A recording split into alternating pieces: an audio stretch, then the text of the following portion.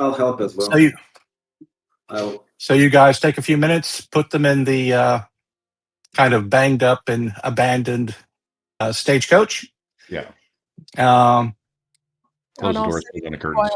Over their bodies. Okay.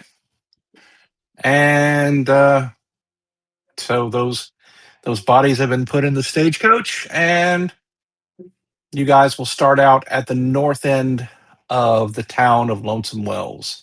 So I want to give everyone a chance to go ahead and again review your character sheets, motivations, backgrounds real quickly, and then we'll get started.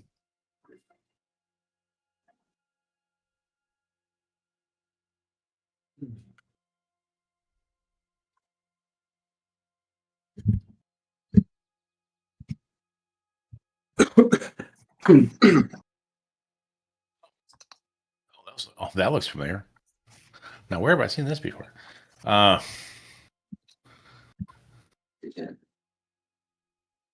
So, Mark, do you want to include this in the book and Blood and Dust? I'll be happy to turn everything over to you after the adventure. Sure. Yeah. I have full notes for the adventure. Now, I mean, there may be some things that change while we play because you guys will make certain decisions. But I'll be happy to give you all my notes. I even have a little kind of map that I created. I mean, this doesn't need much of a map because it's literally a one street town. But I do have one. So let me go ahead and read. In fact, I have some read aloud here for the arrival in town. The stagecoach lies wrecked and empty, except it's not empty. It has two bodies in it now. A mile back on the main trail, the driver and the shotgun guard are dead. The horses and coach are gone. Actually, the coach is not gone. It was left behind, so you guys can put the body in it. Taken by Don Emilio Vargas and his polite, smiling band of Mexican outlaws who claimed the entire territory as Don Emilio's ancient Spanish land grant. You are left with nothing but what you could carry. The sun is already low, very nearly below the horizon, and the heat is brutal. A faded wooden sign points down a narrow spur trail. Lonesome Wells, 3 miles, sweet water and warm beds. Thirsty, dusty, and with no other choice, you walk. The town appears at the end of the trail just as the sun touches the western hills. A single dusty main street lined with weathered wooden buildings, a few small houses on one side, on the other, a saloon, a general store, what looks like it may be a livery stable, and vaguely through the swirling dust and shadows of deepening evening, is that a church? Possibly a church at the far end. Everything is silent except for the wind and the creak of loose shutters and creaking boards. And you see what looks like bodies lying in the street. Welcome to Lonesome Wells. That's a nice start. Bodies. Okay. I start leaving the bodies. So the last rays of the sun paint the desert blood red as you crest the low rise, and Lonesome Wells lies before you, a single street of weathered wood and adobe, maybe 24 buildings total. So Does the air smell. Does it look like they were killed? The bodies were killed by Indians. I mean, do they were they scalped? You will have a chance to find out. So the air smells of dust, old blood, and something strangely sweet. The bodies do lie scattered in the street like broken dolls. You're close enough to see these are people's bodies lying in the street. Men, women, and there's even a child. All out there in front of the saloon, not too far from the water trough and the pump. You hear flies buzzing lazily about in the breeze. You hear a loose shutter banging in the wind. And from the porch of the saloon on the left, a grizzled old man in a filthy buckskin coat raises a bottle in greeting. "Well now," he calls. His voice sounds thick with whiskey. Looks like the stage finally remembered we exist. Come in, strangers. The water's still sweet. What happened here, old man? He takes a swig. I don't know. I was dead drunk when it happened. Got up. Ain't no living soul around except for me. Oh, and Church Caleb, but he don't really count none. He's as dumb as a post. I guess there's a benefit to being a drunk old man. I approached the closest body and inspected.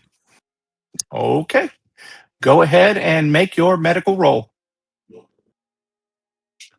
And as usual, I rolled badly. I rolled 6 plus what? It's a very trivial TN, though. Yeah, plus 1 plus 3, so it's a 9. Yeah, that's enough. I mean, these are the bodies of people who have died at various times, which is weird. Some are a little more decayed than others. Some, like the one child's body you find, looks relatively fresh. Their faces are expressionless. Their eyes are staring. You see signs of violence, but you don't see defensive wounds. You would know something about this given your history in the Civil War. You know what it looks like when somebody dies fighting. These So people some weren't. are already decayed? Did you say that? Yeah. They have some of these bodies could be as much as a week old, and of course, you know, in the Arizona desert, they go fast. But some of these look like they could have died as little as a few hours ago. Hey, old man, how long have you been drunk?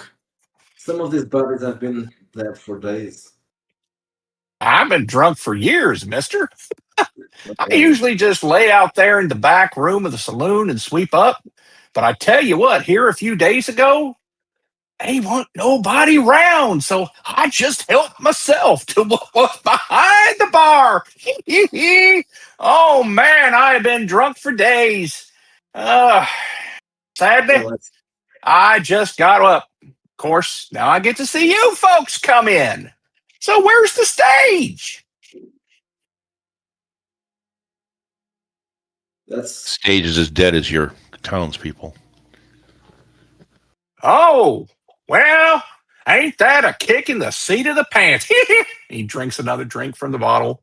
Oh, sweet nectar, but not as sweet as that water. I look Where over is at the he? priest. Do you have any objection if I shoot this guy?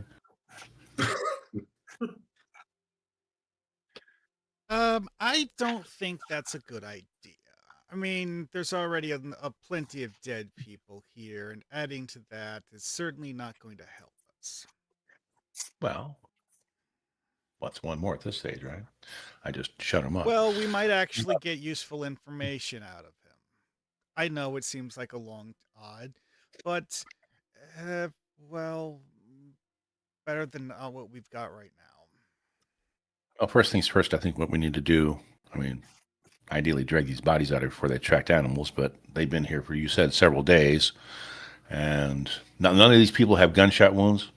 This isn't. Well, it's not that kind of wound. Some look like they may have killed each other because there's like marks around their neck, like some people were strangled, and you see bodies close to each other. But there's some that just look like they lay down and just died in that position. I mean, Question. they don't have marks per se. Are any of their lips blue? Nah. So it doesn't look like poison. I've used a couple that have that effect. So, all right, that's not it. Huh. I don't Well, know. speaking as a physician, this is a very strange situation. Yeah, the doctor is deeply confused by this. He's seen weird things in Arizona, but this is a little strange. Yeah, This doesn't look like you don't think the doc doesn't think this is a cholera outbreak. It doesn't look like. I mean, it doesn't look like things that you're used to seeing. It doesn't look like ordinary combat. I mean, the child even has a slight smile on her face, and she's just laying there dead. I mean, and Deputy Thorne looking around at this, and like, this sure as heck wasn't a firefight where people just shot each other. No, there wasn't. It doesn't appear anything like that. Are there Maybe any? crazy. The old man mentioned another survivor, right? Do you ask him about it? Yeah, ask him. Where is the other Oh, survivor? you mean, yeah, sure. You mean Caleb down at the oh, come on, folks. Caleb's an idiot. Oh, don't get me wrong. He's a nice feller. He ain't got brains enough to be mean. Y'all ought to come on in, get you a drink of the free whiskey. I mean, their whiskey's free, folks. There ain't nobody here to tell us no. And the best water you ever tasted. And I'm a man who don't drink a lot of water, but when I do, I like it sweet. What do you mean about sweet water? Are you drinking Oh, whiskey? it's what our town's known for. Why, we got the best water this side of the desert you can name. That's our reputation. Not that I ever drunk much of it. I'm a whiskey man myself, as you can tell. And he takes another swig. Sir, I've heard Maybe of bitter water quite a few times. I've been to towns named after their bitter water. Well, it ain't no bitter water here. It's sweet. Yeah, what exactly you mean by sweet? Because you're making it sound like it ain't normal. Oh, now all I'm a saying is that it's good, tasty water. It ain't like the bitter water you get in some of these wells around here. No, sir, no, sir. Why, they ain't good a water back east as there is right here in Lonesome Wells. That's what made the town what it is, you know. Well, of course, now the stage don't come down through here directly no more. They done bypassed us. Now they go all the way to the front to Fort Grant.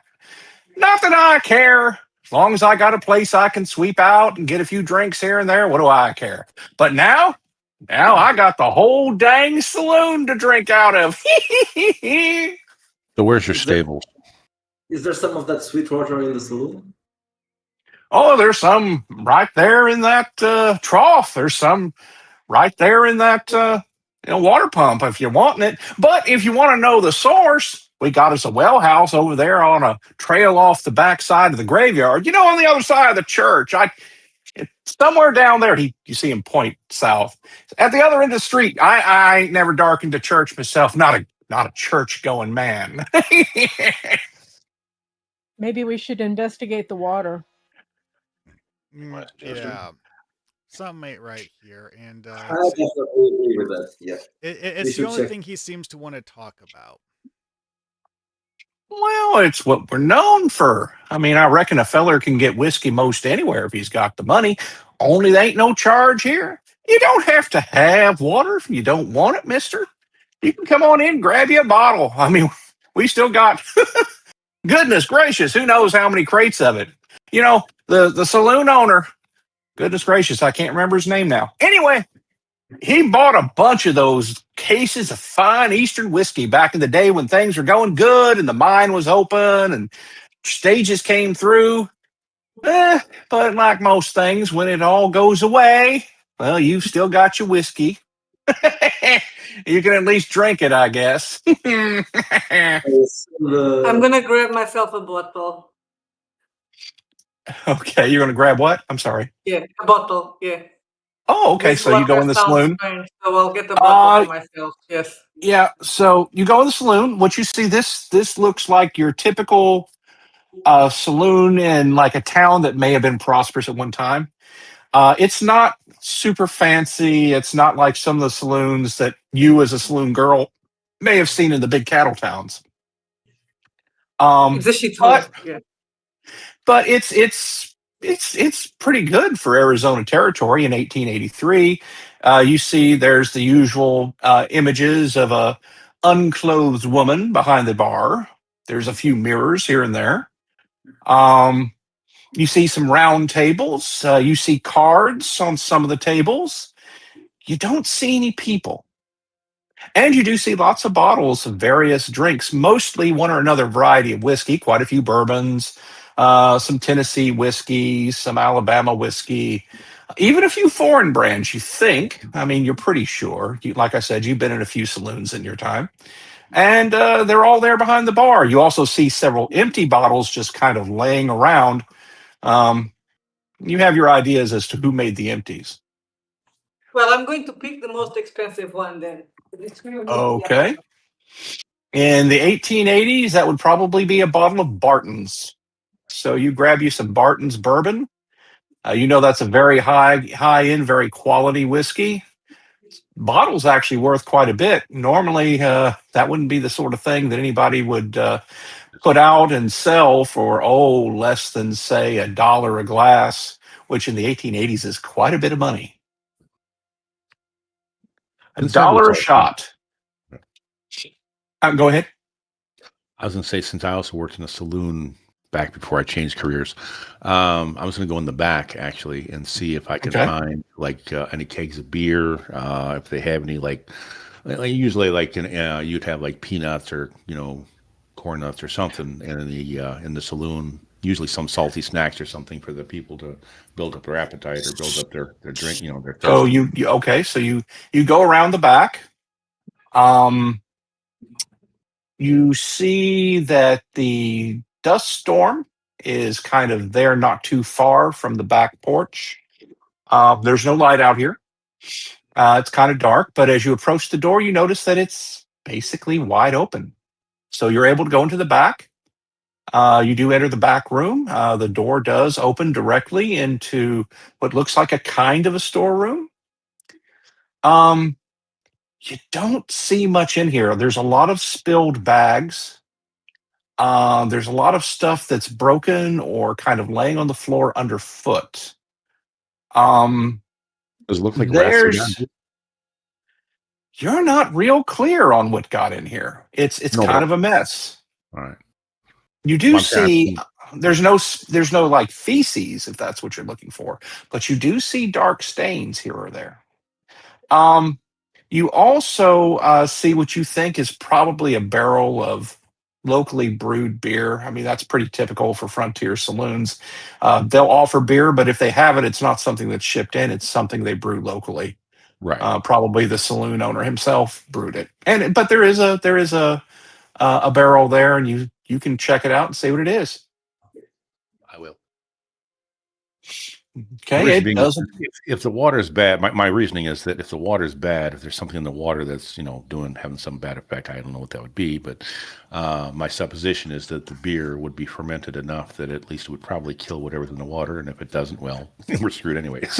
So okay. Plus you're gonna stay straight longer on beer than you will on drinking straight alcohol. So okay. So I assume you go looking for a mug or something to try the beer. So actually, I was just gonna crack the bunghole and tilt it to one side and just splash some in my hand and see what it tastes like. Okay. Like most homemade beer on the frontier, I mean, it's nothing fancy. It does have an odd off flavor to it, but I mean, it's not bad. As you kind of taste a little bit of it, you think, well, this is actually not bad. Yeah. So it's a little sweeter than most beer that you've probably had before, but it's not terrible. Sweeter, huh? Like Michelob. So since we are in Cologne, I'll look for some water already in the. Okay. I want to taste the water. If I find some water, then. They don't have bottled water, but if you were to ask Caleb, he just says, hey, the saloon keeper usually just filled a pitcher from the water pump whenever he wanted anything. Okay, where's the water pump? I'm sorry, I called him Caleb. He tells you his name is Moses. He's old Mose. That's the drunk out in front of the saloon. Yeah, he just points you to the water pump that's right out there in the street where the water trough is, right in front of the saloon. Okay, so I'll just try a very little bit of it. Okay. All right. One moment. Let's see.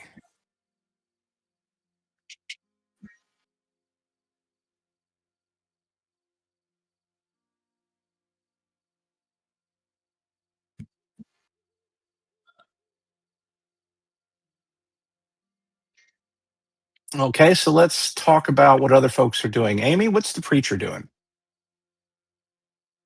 Well, looking around, I mean, are there any bodies in the saloon? Not in the saloon.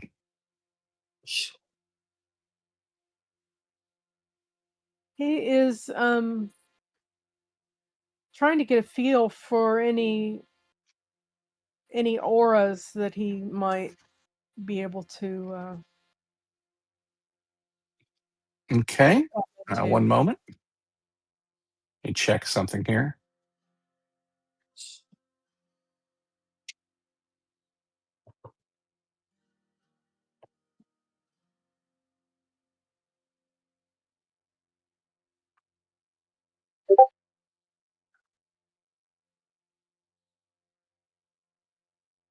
So just to let you guys know, occasionally I'll be sending people direct messages.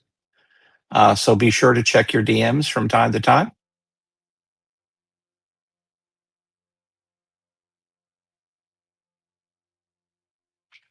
Roll a d20. Okay.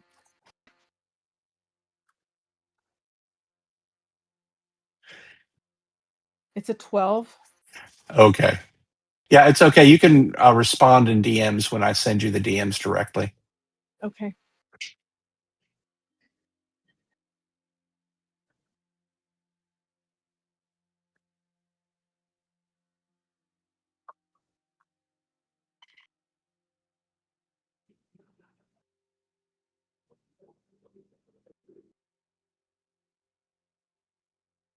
I hear a voice in the wind. That's what you say out loud. Okay. Yeah. Okay. Let's see.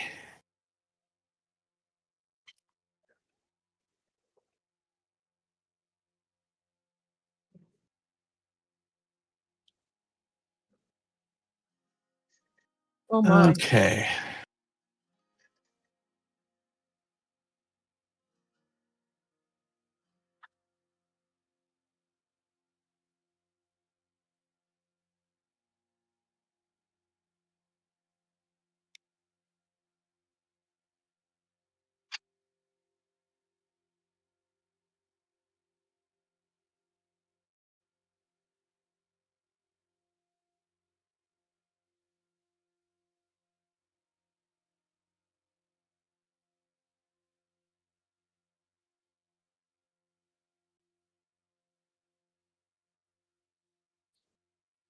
One moment.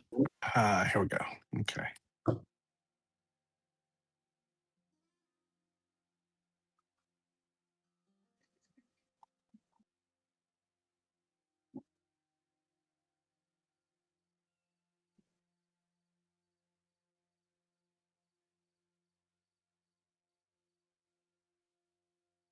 Okay, so let's see. Returning to the rest of the party. So let's see. You tasted the beer. Mr. Gunslinger. Let's see. You took the finest bottle of whiskey you could find. Rose. The doc's gone out to try the water. And the preacher starts talking in the saloon about hearing voices in the wind. What is our deputy doing at the moment? I'm gonna follow the doc out and take a closer look at the well while he's doing his thing. Okay. So you go out to the well and you see him take a drink. You see his eyes widen for a moment, but then he appears quite calm.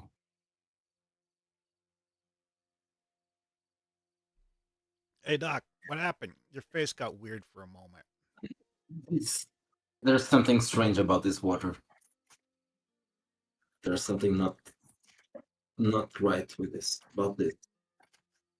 Okay, and let's see.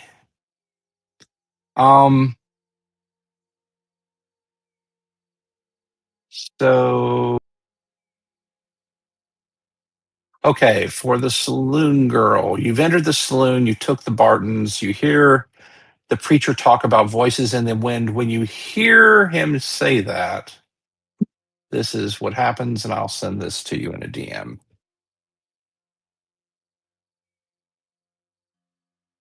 One moment.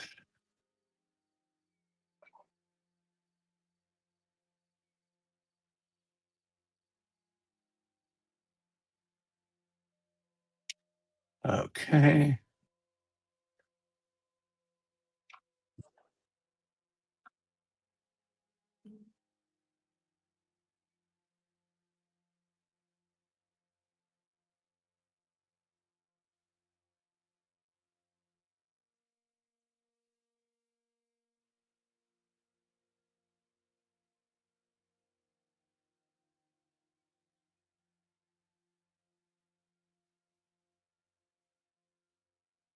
Okay.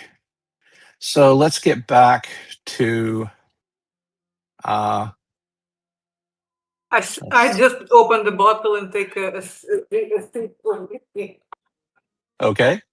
Let's get back to Mr. Harlan. So, Mr. Harlan, you tasted the beer. What do you do now? You did hear the preacher say something about hearing voices, in the wind, in the other room. Okay. It's getting weirder by the minute. And you said other than the bags that are broken into, you said it looks like someone came in here and just tore the place up, or does it look like just entropy? Oh yeah, it's been trashed. Everything that was on the shelves has been broken open or smashed. You smell a sour smell. You assume that some of the things that in the jars may have been preserved foods. Of course, they're not preserved anymore. Okay. It looks like somebody did a real job on this room, and you see, like I said, dark splashes all around. Whatever happened here, it was pretty violent. Okay. I'm going to go back in the back of the bar. Now, being a bar, there's going to be lanterns all over because obviously you have to illuminate somehow. So I'm going to find one of the lanterns, and I'm assuming I have a couple of matches left. And if not, I'll look for someone at the bar and light up a lantern. Yeah, that's fine. You see most of them been smashed, but there is one still sitting under the bar that doesn't look like anybody got to. And it even has a little lantern fuel in it. So you can go ahead and light it up. Okay. The reason It casts a kind of a sickly yellow glow. All right. Well, brighten it up a little bit, and then I want to check. I'm assuming those dark stains are probably blood, but I'm curious. So I'm going to go make a quick dash back out where we were before, or where I was back where the bear was, and see if that is in fact blood all over the walls and floor. Okay. So you go back into the back room. You now have the lantern. You can see a little more clearly.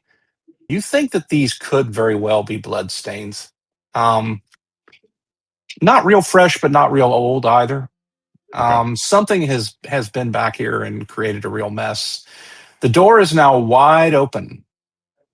And I got a little something for you. Just one moment. Please roll a d20. Okay. All right. I rolled a 15. Oh, okay. All right. Let me double check here. Yeah, I think that is fine. I think that's right. Hold on. Yeah, that's fine. Okay, so for just a moment, you thought you might have seen something in the swirling dust out behind the saloon, but when you look more closely, you realize there's nothing there. It's just the shadows and the dirt and the darkness coming. Well, there's obviously, at least said there's no food or anything in here, and the beer tastes weird, so I'm going to head back inside. Okay. What else? Okay. So let's see. Okay, let me make sure everyone is. So the gunslinger, Mr. Harland, the Rose, the saloon girl, the preacher, and you guys, you three guys are in the saloon. You're actually in the main saloon room. And the doc and the deputy are out by the by the water pump, correct? Yep. Yeah. Okay. And of course, Caleb is out there. He's sitting on the porch. And then you hear a sound.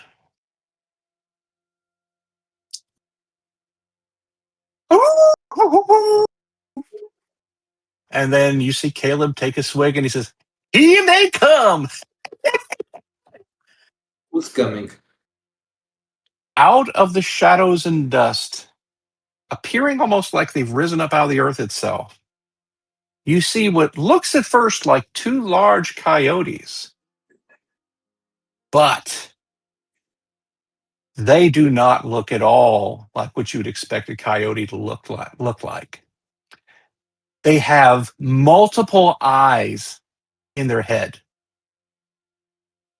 various colors, moving around, and then they all focus on the two of you, the doc and the deputy. So roll initiative. Which dice was that again? I believe initiative in red is done with a D6. Yeah, 36. I roll a 5. Okay. All I right. also And go rolled ahead. a 5. Okay. So now let me roll one to see what the creatures in question do.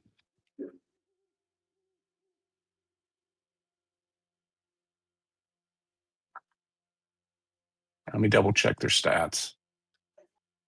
Uh, da, da, da, da, da, da.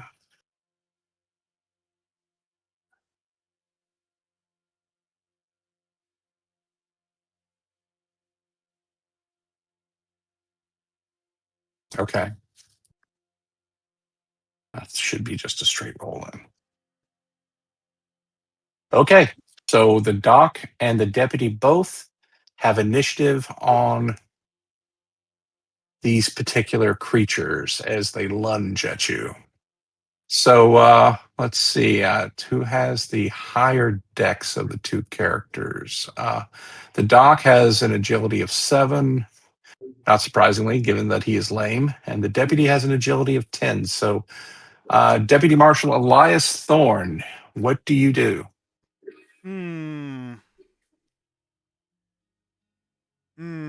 Guess there's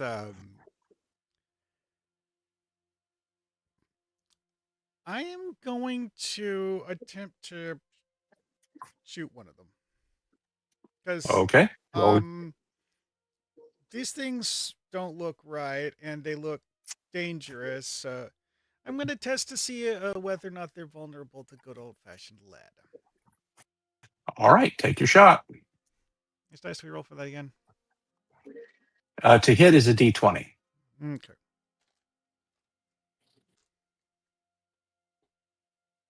And you have ranged combat 3. Well, I rolled an 11. And, okay. So you have ranged combat 3, so you would add that, and you would also add your agility bonus, but you don't have an agility bonus. So if you roll an 11, you add 3, that's a 14. Mm-hmm. So there you go. And let's see, I need to double check the stat blocks for the creature in question.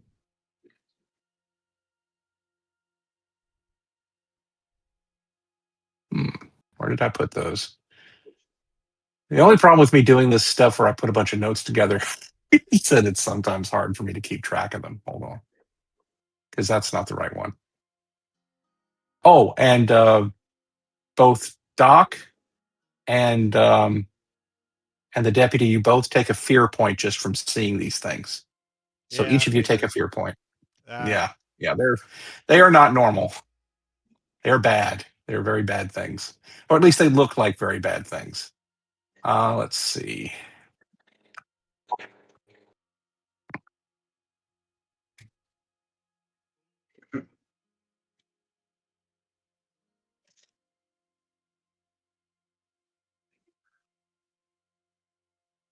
Okay.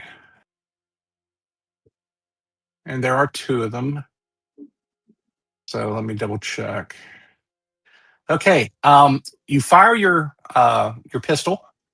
The 45 Colt thunders as the black powder creates a kind of a puff of smoke. You fired many times before, but it's like at the last moment the coyote you shoot at moves quickly in response to the sound, and you see the bullet hit the dust right next to its feet. Let's see. What does the doc want to do? I'll roll my Derringer. All righty, you try to shoot him with your 44 caliber Derringer. Please make your attack roll. And roll a 15. Okay. Let's see. Now your agility is a 7, correct? Do you remind me? Does your character have ranged combat? No. Yeah, he does. His ranged combat 1, so that negates his agility problem, and also you're trained, so you don't get the untrained detriment. And you rolled a 15? 14. 14. Oh, doesn't the doc have a life path event that gives him +1 range combat too? Yeah, that's where he got it. Okay. So that is added in. Never mind. Okay. Yep. So, unfortunately, your bullet also hits the dirt right next to the animal's feet. So close, you almost got it. And so now it is their turn.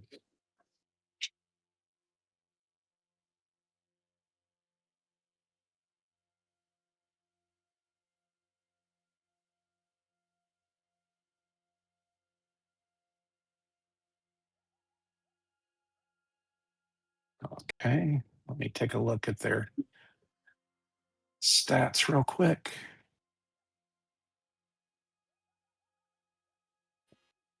So the 2 weird looking, you think they might be coyotes, but for their slavering jaws, their unusually long fangs, and the multiple eyes in their heads, and the fact that they're a little larger than you would expect them to be.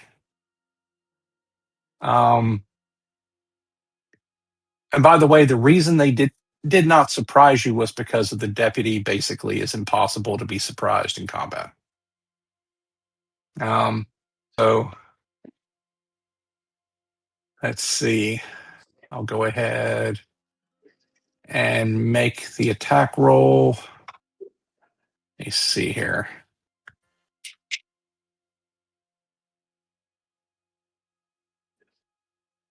Let's see. Okay. So each of them attacks separately.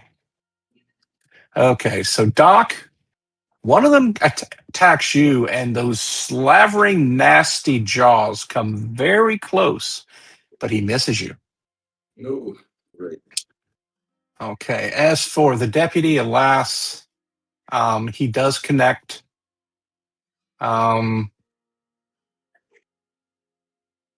And he does a surprising amount of damage. So let me go ahead and roll that. Let's see.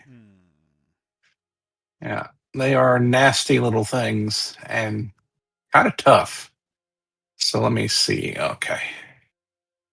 Kind of tough. Let me see if I can. I mean, your initial description of them made me think hellhound. So Yeah, they're nasty. So that's a total of 7 points of damage. Basically, one of them leaps up and gets a really good grip on your thigh and bites down hard. So you take 7 points of damage, and here's the part that really sucks because it's bad enough what these things do, but you also need to roll a d20 to make a toughness roll.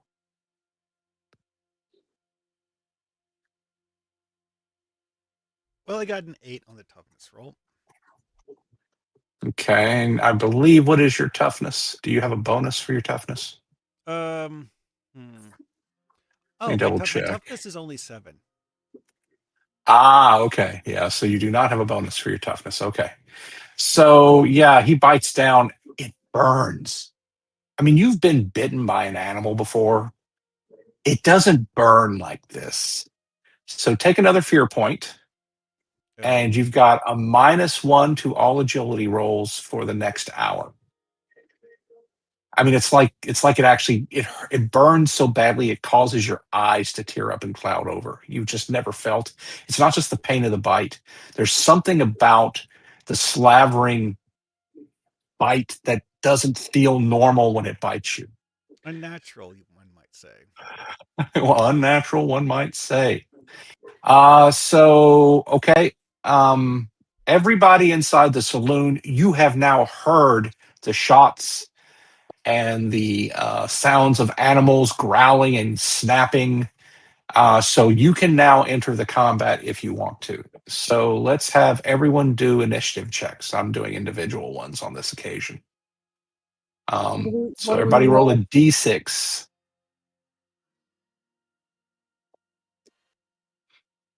And then check your character sheets to see if you get any benefits to your initiative roll from your capabilities.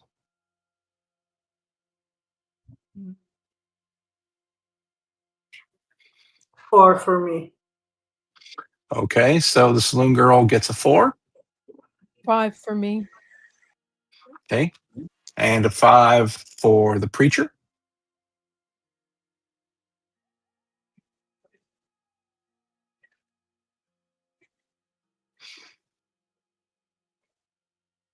For Mr. Harlan, what do we get? I rolled a 5. Okay, so that's 2 5s and a 4. So 5 5 4. Now the doc and the deputy, go ahead and roll yours. I rolled a 1. Okay. Well, you've been lucky so far, so we'll see what happens. And how about the deputy?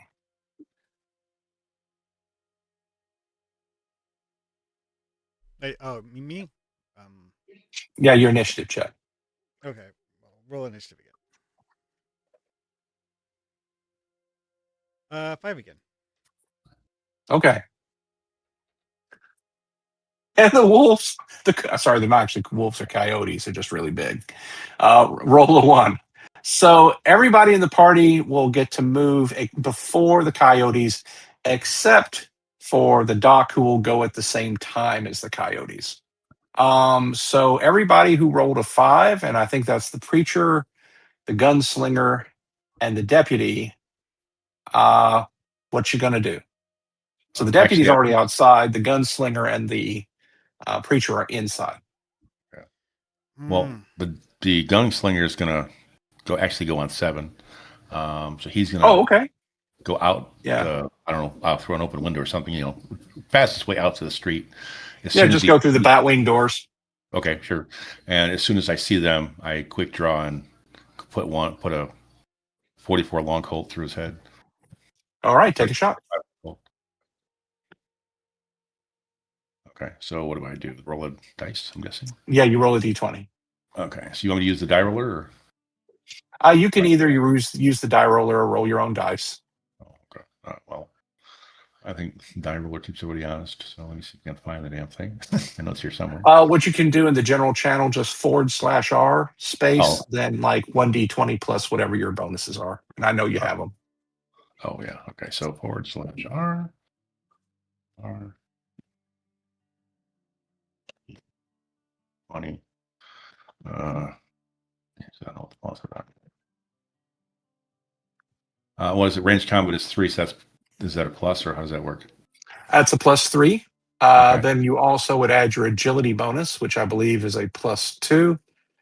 And I think that you have a unique feat that helps you here in terms of initiative, but you've already gotten your initiative bonus. Right. So Yeah. that just meant that you got to go first. Actually, you also have lightning reflexes, so you're extremely fast at going first. Okay. So what's +3 +2? Yeah, +3 +2. So it's 1d20 +5. That's not right. So 15. 15. Okay. Let me see. Oh, how did I manage not to write this down? Okay. Let's see. So, Miguel, can you remind me what does those big single action revolvers? What's the damage they do? Is it 1d6 +1? 1d6 +2. According to the Plus heavy two. revolver, 1d6 +2. Medium revolver is 1d6, and a light revolver is Okay. 1d6. Okay. And very Does that heavy. sound right? Yeah. That sounds right for a 45. Is that correct, Miguel? That'd be the same as in red. Yeah. 1d6 So you plus roll two.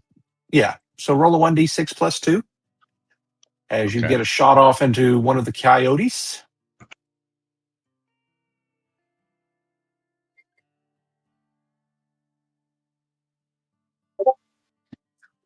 Oh, that's not it.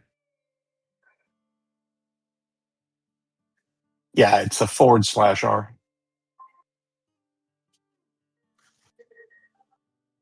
Oh, There you go. 5 points of damage.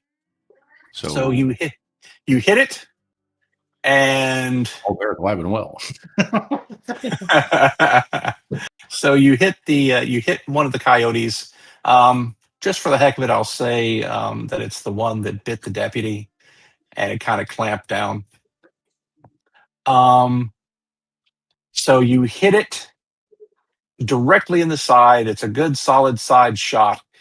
And you see a little trickle of some kind of bright, shiny liquid come out the side. It unclamps from the deputy and turns its head, and all its eyes stare at you. Roll a d20, please. 9. 9. Okay. And let me take a quick look at your character sheet. Let's see. There we go. Yes. Okay. So, all right, that's not too bad. Yeah. You make your save. That look is deeply unnerving, but you kind of steel yourself and resolve that you will not be shaken by the strange, nasty, unnatural look of these things. Let's see. So you went first. I think the preacher and the deputy are next. Okay, so let's see here. Lists on my thing that I have a Bowie knife. So I'm going to take the Bowie knife, and the character is going to think about where the heart would be on a real coyote and attempt to stab the Bowie knife into that part of its anatomy. Roll your attack. This is a melee attack. Well, I rolled an 11. For whatever reason, you're just not able to connect. These things seem to almost instinctively. It's like the numerous eyes staring around, constantly taking in all the environment, make them very difficult to surprise or to get an easy attack on. You just somehow don't make the connection this time. Okay. Preacher man, what does the preacher do, Amy? I have You to saw think- the Mr. Harlan run outside quickly. You heard another thunder of a gun. You heard the sounds of the struggle. What do you do? Well, I have this thing called Inspiring Sermon that gives a +2 bonus to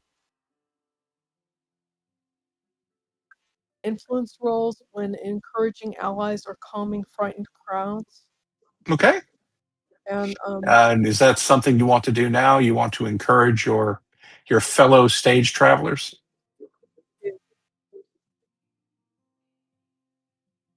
Go ahead and roll a 1d20. You have a charisma of 15, so you will add a +2, and you have influence of 4, so that's a total of +6, and then your commanding aura gives you another 2 for this particular roll. So you're 1d20 plus 8. Go ahead and make your roll. Sorry, I lost my D20. Oh, you can use the button die roller thing. Let me see. Let me pull that up.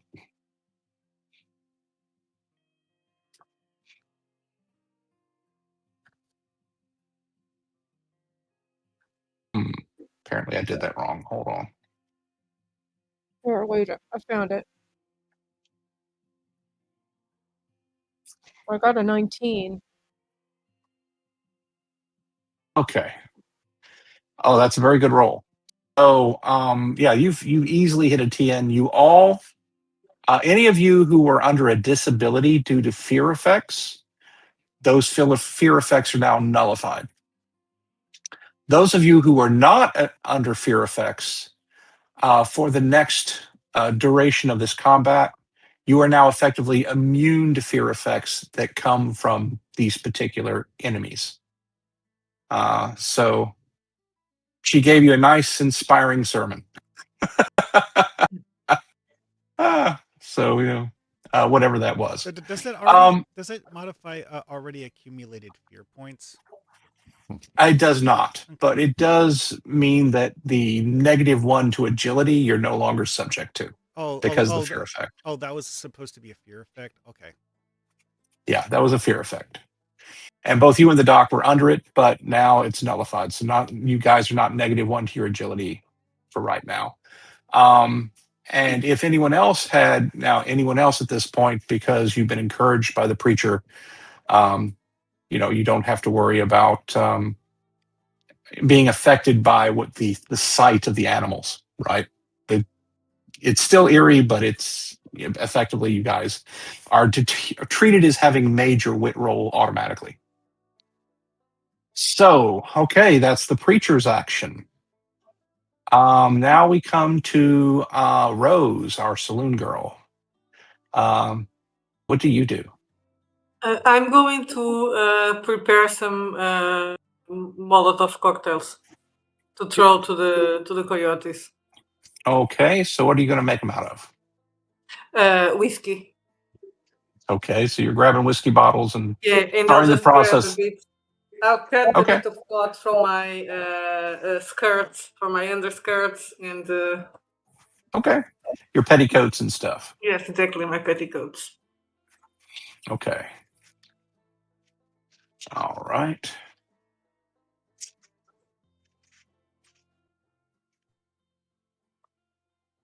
All right. So you're doing that. And we move down the initiative order. Now we're getting to the 2 mutated animals and the doctor, and I will let Doc go first. Doc, what do you do? Okay, I'll shoot my second bolt. Okay. With my last Go ahead and make your attack roll, sir. And fuck that, because I rolled an 8, so... Okay. Unfortunately, the doc is not having a lot of luck. Yeah, of course not. This time, one of the coyotes, the one that was shot, will go after Mr. Harlan, who shot him. You're the first person to actually draw blood from them in the combat. So he's not worried about the deputy, but he is worried about you. Or at least it seems that way. So let's go ahead and have them attack.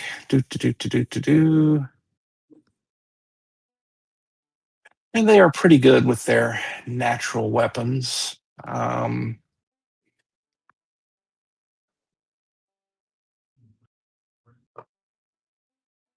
Let's see.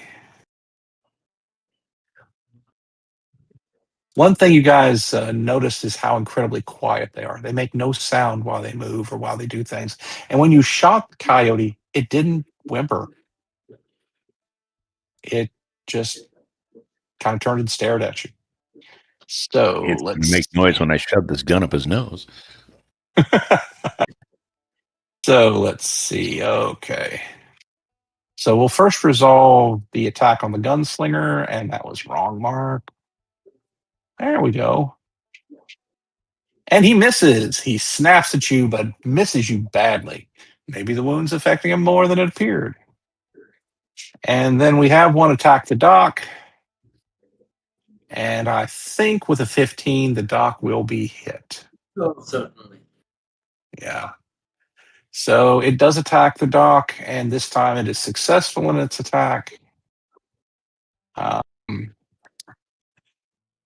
It delivers its vicious bite.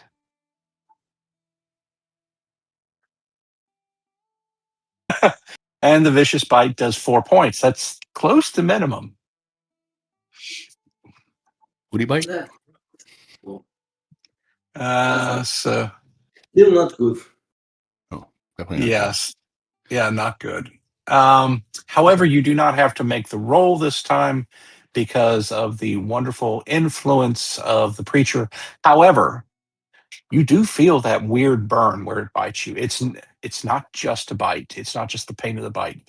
It's almost like the liquid drooling from its jaws is causing a strange burn and even causing you to feel a little lightheaded, your eyes to cloud over a little bit.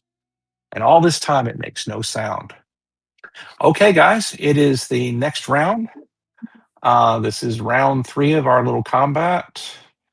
And the coyotes, mutated coyotes, are at 3. Let's everybody else make your rolls and tell me what they are.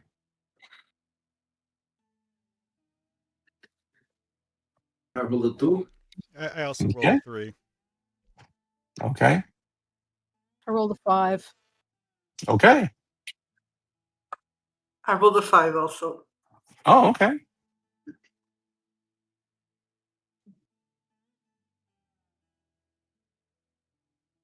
Six. Okay. So once again, our gunslinger gets to go first. You are currently being attacked by one of the mutated coyotes. What do you do? I'm being attacked by it? Yes, you're being attacked by it. Oh, I didn't catch that. So I thought Yeah, it was that's no. like He when attacked you and missed. Oh, okay. So he's within melee range then, yeah? If you want to melee with him, yes, he is. Well, I mean, the alternative is, well, I mean, I don't know how far away he is. That's what I'm asking. So, I mean, he bit at me. Yeah, so he tried to bite you. Okay. Is there a point blank bonus? If I take my gun and shove it in his mouth and pull the trigger, is that going to have any effect? No, not in this system. Okay. See, I mean, my thought with that one is that if you attempt that and miss, the logic behind you missing is that you just failed to get it shoved inside the thing's mouth. Sure. Anyhow. But if you get the gun inside his mouth, you're going to do a lot more damage because you're going to be, yeah. So, all right. Gotcha. All right. Well, it's worth a shot. Okay. Yeah, well, then I'll just stick the gun inside of his head and blow his brains out, or what passes for him, ideally. Okay, So- roll to hit. Okay.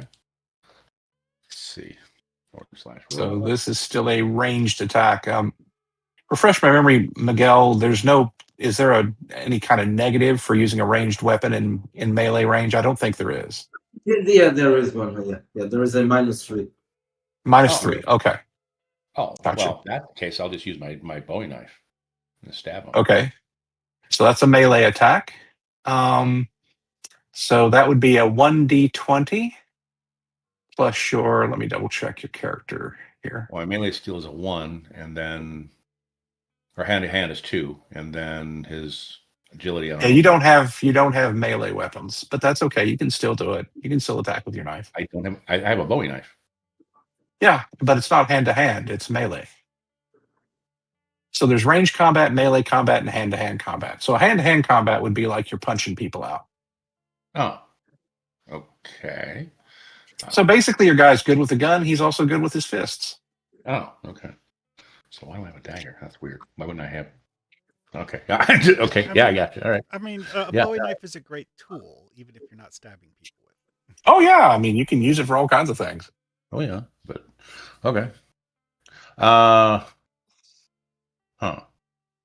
So Now, obviously, you don't have a negative. -3 if you use the Bowie knife because you're using a melee weapon in melee. I think it would be an But- untrained skill, so you're -2, Yeah, but you have So 1d20 -2. God, this is okay. Huh. All right. Whatever.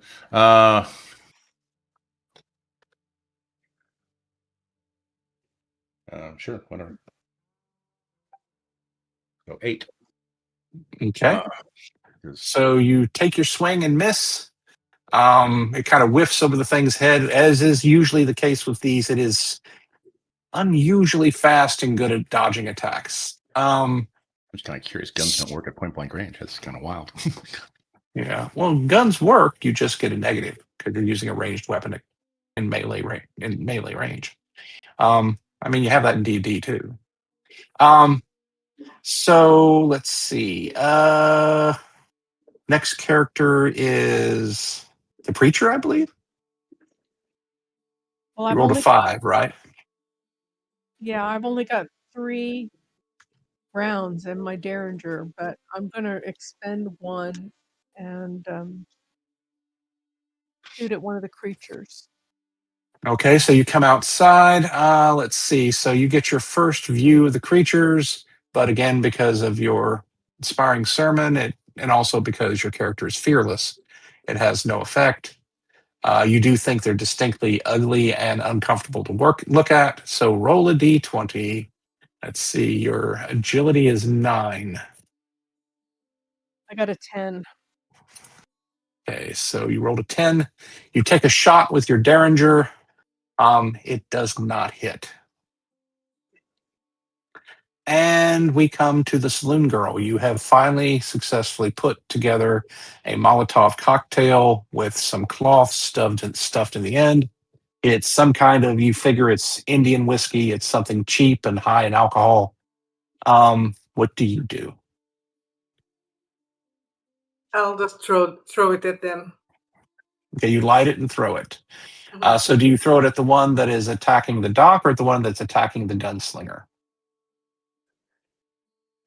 The one that's attacking the dog, because I guess the gunslinger can take care of himself. He's a gunslinger after all. Okay.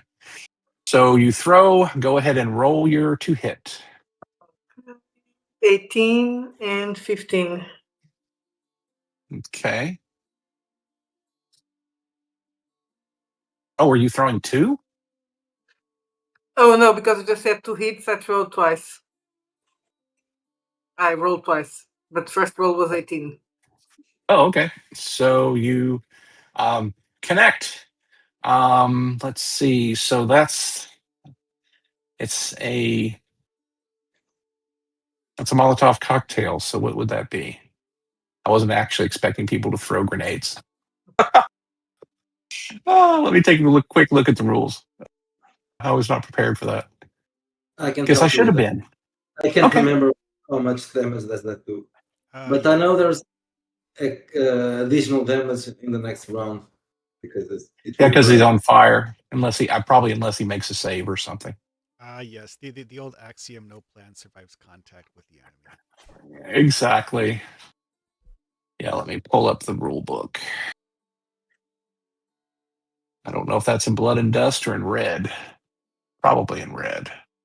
Yeah, you'll find it in red. Yeah. It's easier to find it in red. Mark, Yes. considering you helped write the book, I would figure you would know. Yeah. No, it's actually Miguel who Yeah, well, I don't came up with the remember. rules. The red is I would his rule say system. probably 1d6, but I'm not sure about Yeah, I that. think it's 1d6. I think I throw this before in other. Yeah, we might have found a thing we need to account for in the rules. Because there's a Yeah. couple of things. We also need to come up with more archetypes that would be appropriate to Mhm. female characters in the West. Like I had to create the saloon girl from the femme fatale in red because we don't really have a saloon girl type archetype in Blood and Dust yet. So let me see. I mean that's a great reason to do playtesting. So just see what the players naturally think is a good idea. I agree. And this, if you think about it, it's not unusual in these games for people to throw burning things. It happens. Let's see. Just trying to see. So range. So it's kind of a ranged weapon, but it's not really a formal ranged weapon. It's like an incendiary. I think that's fair.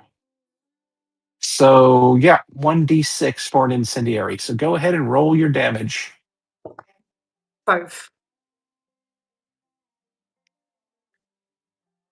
Oh, good lord. Well, now if I treat it as an incendiary, it does that Good damage whiskey. in a 3-meter radius. I don't think I'll do that. So how much damage did you do? I'm sorry. Hmm. 5. 5 points. Mhm. Okay, that's good. So the thing catches fire. It does not twitch or respond to the flames that lick around its coat. But you have caught it on fire. Hmm. And that is the one that was attacking the dock. And I think that next is the deputy. Oh, because looking at the Molotov thing, 1 meter range would seem like appropriate AOE for exploding bottle of alcohol. Yeah, probably. It probably should be a area attack. But I'm not going to worry about it right now because, to be honest with you, I don't think we actually have a formal rule right now. I mean, for the playtesting, collecting ideas thing. Yeah. Okay, So anyhow, what does the deputy do? I'm going to shoot it. The one that's attempting to bite the doctor, I guess. Okay. So I guess All roll right. a d20. Roll a d20. Hey, I got an 18 that time. Yay! Roll 1d6 plus 2. Okay, 3 plus 2 is 5. Okay. It's still up. It just doesn't look very good. But then again, it didn't look good to begin with. So to be fair, not much of a change. Okay. Let's see. So, let's think about it. Who was next? I think it was the coyotes that went next. And then we end with the doc. Is that right? I believe that's correct. Under the Yeah. Where? So the coyote. Let's start with the coyote attacking the gunslinger first. Let's see. Are there rules in here for movement, or is it just arbitrary? I'm assuming it's just arbitrary. There's no actual distances involved when it comes to melee and non-melee. It's just Yeah, the ranges are. Think about. You remember in Traveler how they had range bands for melee combat? yeah. So But I'm like saying I you, don't see any like that in here. That's what I was asking if you knew off the top of your head. I'm just kind of curious what the rules are for that. yeah, you can move. You can move in combat. So Well, the it's reason- like Okay. Because it mentions, I was looking at what the note he mentioned. When a character moves from ranged attack zone to engage an opponent in melee, the opponent is now in melee zone. Ranged attacks are at -3. However, since it attacked me, I could have moved back and then still shot it with no penalty. So my okay. question, how far do I have to move? Because if it's like 100 feet, that's a different conversation. But then, Well, you have to move into ranged combat range. but that's my That's- point. But you'd have to move into or out of? That's my question. You'd have to move to ranged combat. So it's like you're in melee range with it right now. You would have to Right. move to ranged combat range. So the question is, how far is that? That's one action, basically. It's you an can action. spend for that. Okay, I'm at a loss then. Okay, whatever. Yeah, that doesn't. All right. Okay, whatever. It's not D&D. It doesn't use distance. It's defined by your action. So I you got can it. take an action to move to ranged attack range. Okay, the only reason I'm asking, again, I'm just clarifying. I just want to understand how the mechanics work. If I was at range combat, it during its action moved and attacked, but if I wanted to move from melee room to ranged attack, I have to take a full move to move back, and then I have to wait the next round to attack. So No, you have 2 actions, so you can spend 1 action to No, move you back. can. Yeah, you can move and attack. okay, well, that's good to know for next round. Okay, good to know. All right. Okay. Okay. Go ahead. Alrighty. So again, it goes ahead and attacks. Let's see. And it misses again. Keeps missing it. Let's see. And then it attacks the dock. Oh, crap. And it hits again. Let's see. And it does another 4 points of damage to the dock. Oh, that's great. Okay, I'm almost there.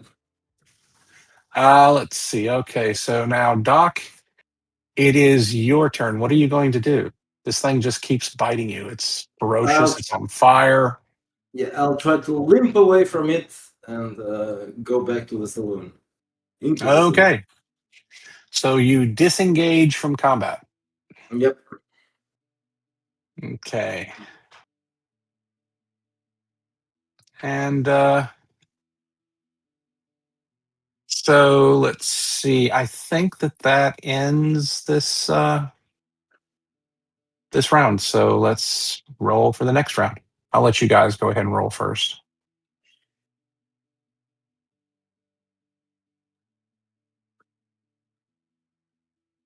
I got a I 1. rolled a 4. I'm sorry. So Sylvia, you have a 4, Yes. and Amy, you said you have a 1. Yes. Okay. I rolled a 4 too. I also rolled a 1. Okay. Well, let's see. And the deputy is a 1.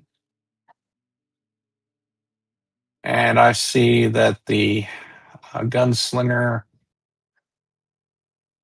is a 5. Is that right? Yeah. So, and the dock, what is the dock? I rolled a 4. Okay. Okay. And so let's see. For the coyotes, they roll a 6. Okay. So they will move first. So that's not to the benefit of the one attacking the dock, because he only had 1 hit point yet left. He's on fire. He burns for 2 rounds. So boom, he drops. And you hear this splat as it hits the ground, and it's like it starts to dissolve. You're not sure if it's the fire or something else that's causing it. Then you have the one that is attacking the gunslinger. Let's see what he does. Ooh, that will definitely be a hit. Okay. He does 8 points of damage. However, you do not have to make the roll because of the preacher's earlier efforts. Okay. And the next person to move is our gunslinger. Oh, yes. So 25? Okay. Roll your damage. Okay. Well, that's 20 plus 5, right? So, yeah. Okay. So, all right. So I just want to do 20s do anything, or are they that's just a number? I think it's just a number. I don't recall it doing more than that. Okay. Just wondering. It's like rolling a 1 doesn't put you under any particular disadvantage. Now, I'll take that back. There's certain disadvantages, character disadvantages, where if you roll a 1 in the course of adventure, it may trigger certain things. But we're in ordinary combat terms, it doesn't have any special effect. Oh, there's a question.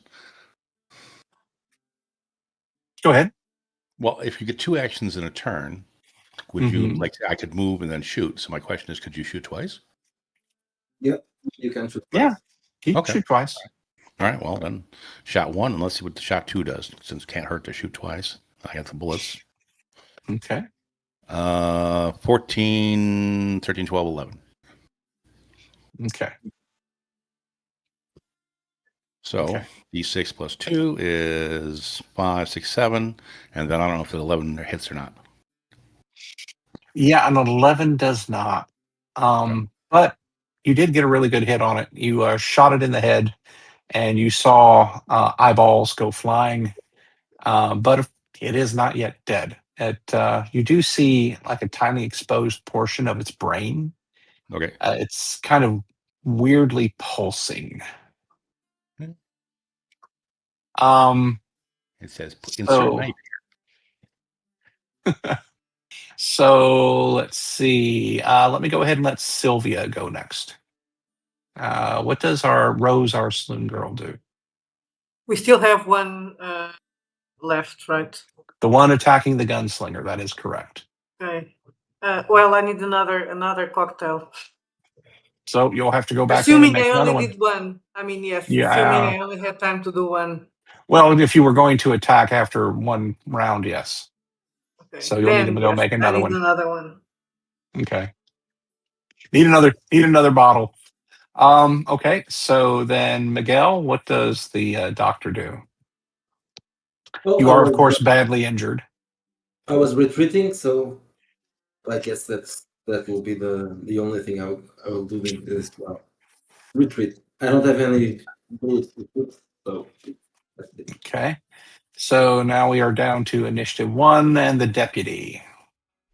Okay, so the second of the two creatures is not dead yet. So Nope, you just saw the gunslinger blow a portion of its eye-covered skull off, but it is still mobile.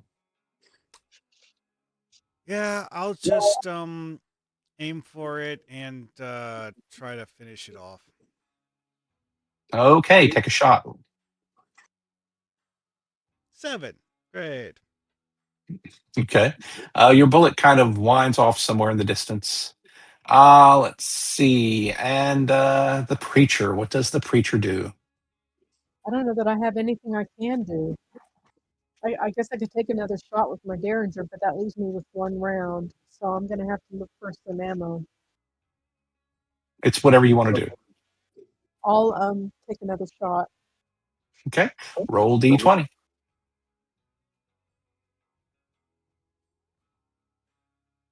$17. You hit.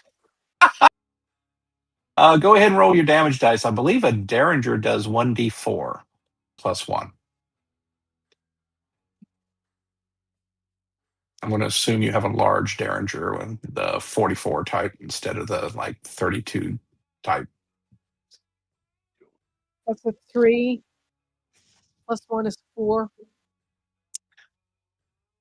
A crack of a Derringer shoots out, and Mr. Harlan sees one of the eyeballs on the thing pop out as a 44 caliber Derringer slug penetrates its skull, and it falls down.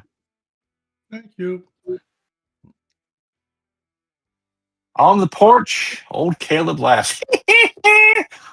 Ah, golly, y'all are good at this. Boy, those things, they're trouble when they come around. And he takes another drink.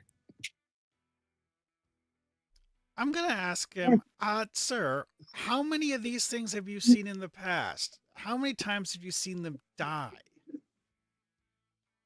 I don't know about seeing them die, but there's a bunch of them around, Almost every town's got some coyotes around it. How many camera points do I lose for shooting this guy? I don't know, man. You don't know what the consequences may be. But you have to make a decision on these things. But you are out of combat now. Everybody's out of combat. Well, first thing I'm going to do is rip We off. can always throw him to the coyotes if we need him. So let's keep him around. Oh, you know what? Since you were making Molotov or cocktail, Moe's the drunk. Light him on fire. Use him as a Molotov cocktail. He'd burn for days. Poor Moe's the town drunk. Did any of these coyotes attack you? Not a one. Not a one attacked him. Yeah. All right, I'm going to go ahead and rip off. Or were you asking Mose a question? Were you asking him if he's ever been attacked? Himself, yeah. Well, can't say as any of them kind of took a liking to eating me. Seen them drag off a few other folks, but you just got to be a little faster than they are, I guess. So the only times you've ever seen them actually attack someone, they drug the person away instead of just eating them in town? Oh, that's a good point. Yeah. Mose looks a little confused for a moment. Takes a swig. Because it just I ain't occurred. never seen him eat none of the folks. You're absolutely right, sir. I've seen him kill some folks, but I ain't even seen him eat none. Yeah, because it just occurred to me that when I came into town, I didn't see anyone that had, bite marks on their corpse. That's a good point, sir. And you're right. They drags him right off into the dust. He points out towards the dust storm around the town. I reckon it's the water that attracts them. Why, they take a drink from that trough all the time. They must like sweet water too. Me, I prefer whiskey. The Amos, Coyote where's is your general store? drinking the water. Oh, yeah, that's just down here. It's on the other side. Yeah, right there. And he kind of absentmindedly points over next door. And there is I a go, building next door, and you see a sign kind of hanging there, swinging in the light breeze. I'm going next door. Okay, you're heading over to and it says on the front, let me go ahead and get the text so that I can share that with you guys. Arbeit macht frei. No, not Arbeit macht frei. Wrong. That's the wrong scenario. But I can come up with a scenario like that if you guys really want me to. Anyway, Abandon all hope. abandon all hope, ye that enter here. So there's a sign above it says, Lonesome Wells, General Store, and Bank. And the and Bank part seems to have been tacked on later at some point. It's hand painted, but it's not as nice as the General Store part. Okay. And you see that the door is kind of cracked open. Okay. The windows are dark. There's no light inside. Well, I still have the lantern, so I'll go pick up the lantern off where I left it out by the bar and bring it over there and go inside. You can guess what I'm doing in here, right? Yep. So you go inside. Ammo, anything I can find. I need something bigger. I mean, shotgun's good, but I'm looking for 12 gauge minigun. So you start searching. Howitzer. Start searching. Fueler explosive. Okay. Yeah, I need ammo too. Okay. So you go with Mr. Harlan then. Yeah. Preacher goes with the. I'm also going to go look for ammo because I used most of mine in that fight. Okay. Ammo run. Okay. What's everybody else doing? That's three characters. Is anybody else hurt besides me? The gunslinger is. I am. And of course, you're badly hurt, and also the deputy is. Okay, so I asked them, does anybody need any first aid? Over here. Yeah, I'm just going to point at the bite mark on my leg because that hurt a lot. Okay. So the doc knows he's got a couple of them himself. Yeah, so I'll take a look at the wounds and try to. All right, make your healing rolls.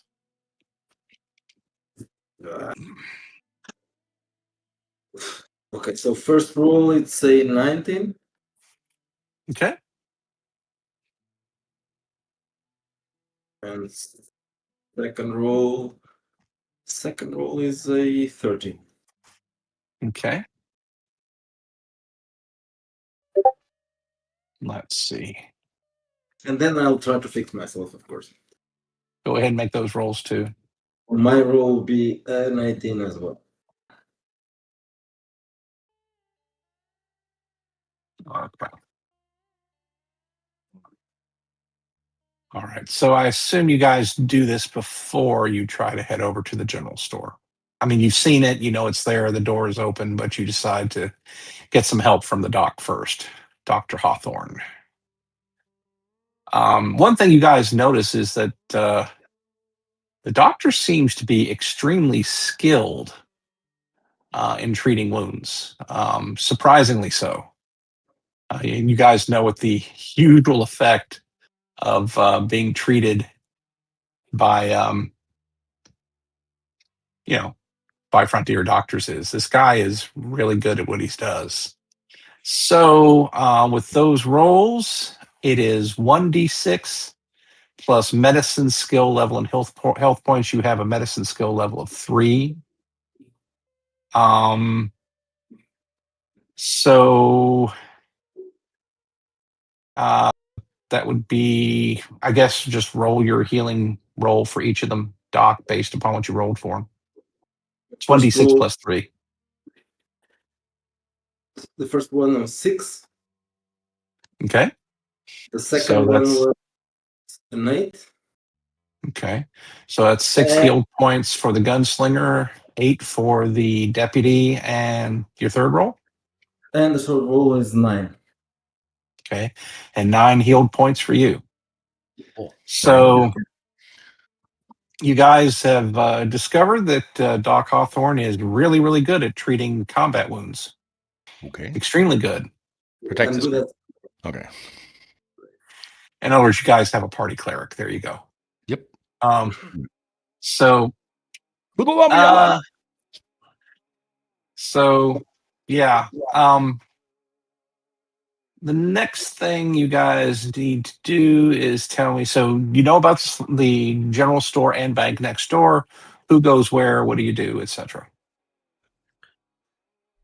One of the general store looking for guns and ammo. Yeah, same. Okay. Okay. Me too. Okay. I'm gonna go to the. What is the other choice? Is the bank? That's what you said. Well, the general store is the bank, but there are other choices in the town. So give me just a second here. Then I'll go with them because I don't want to be by myself and be attacked be eaten by coyotes. Okay, so you go with them, and of course the doc does what?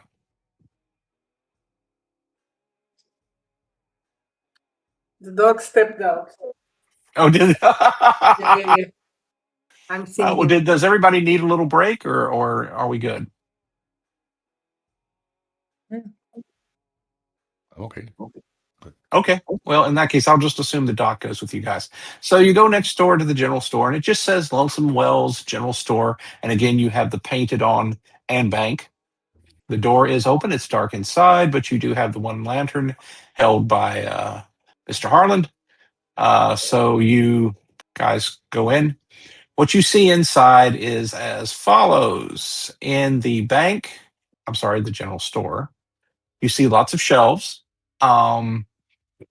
You see evidence of some dry goods. You see a big barrel next to the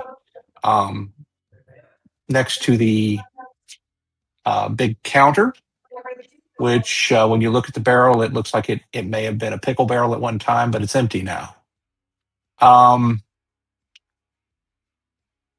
You do see a few guns, but they all look like they're in pretty bad shape. There's like a shotgun, but it's broken. You can tell because it's like something, it was used to hit something and then just put back up on the shelf, but its action is busted. So when you take it down, there's not much there. Ammunition is extremely scarce. You can see where the boxes used to be, but it's like they're mostly gone.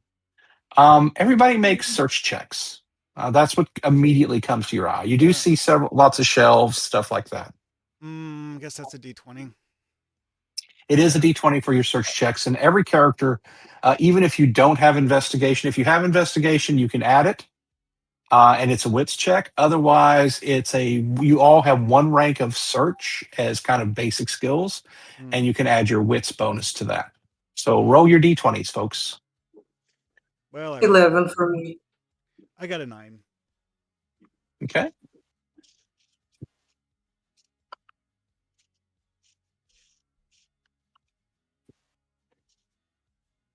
I got a 9 as well.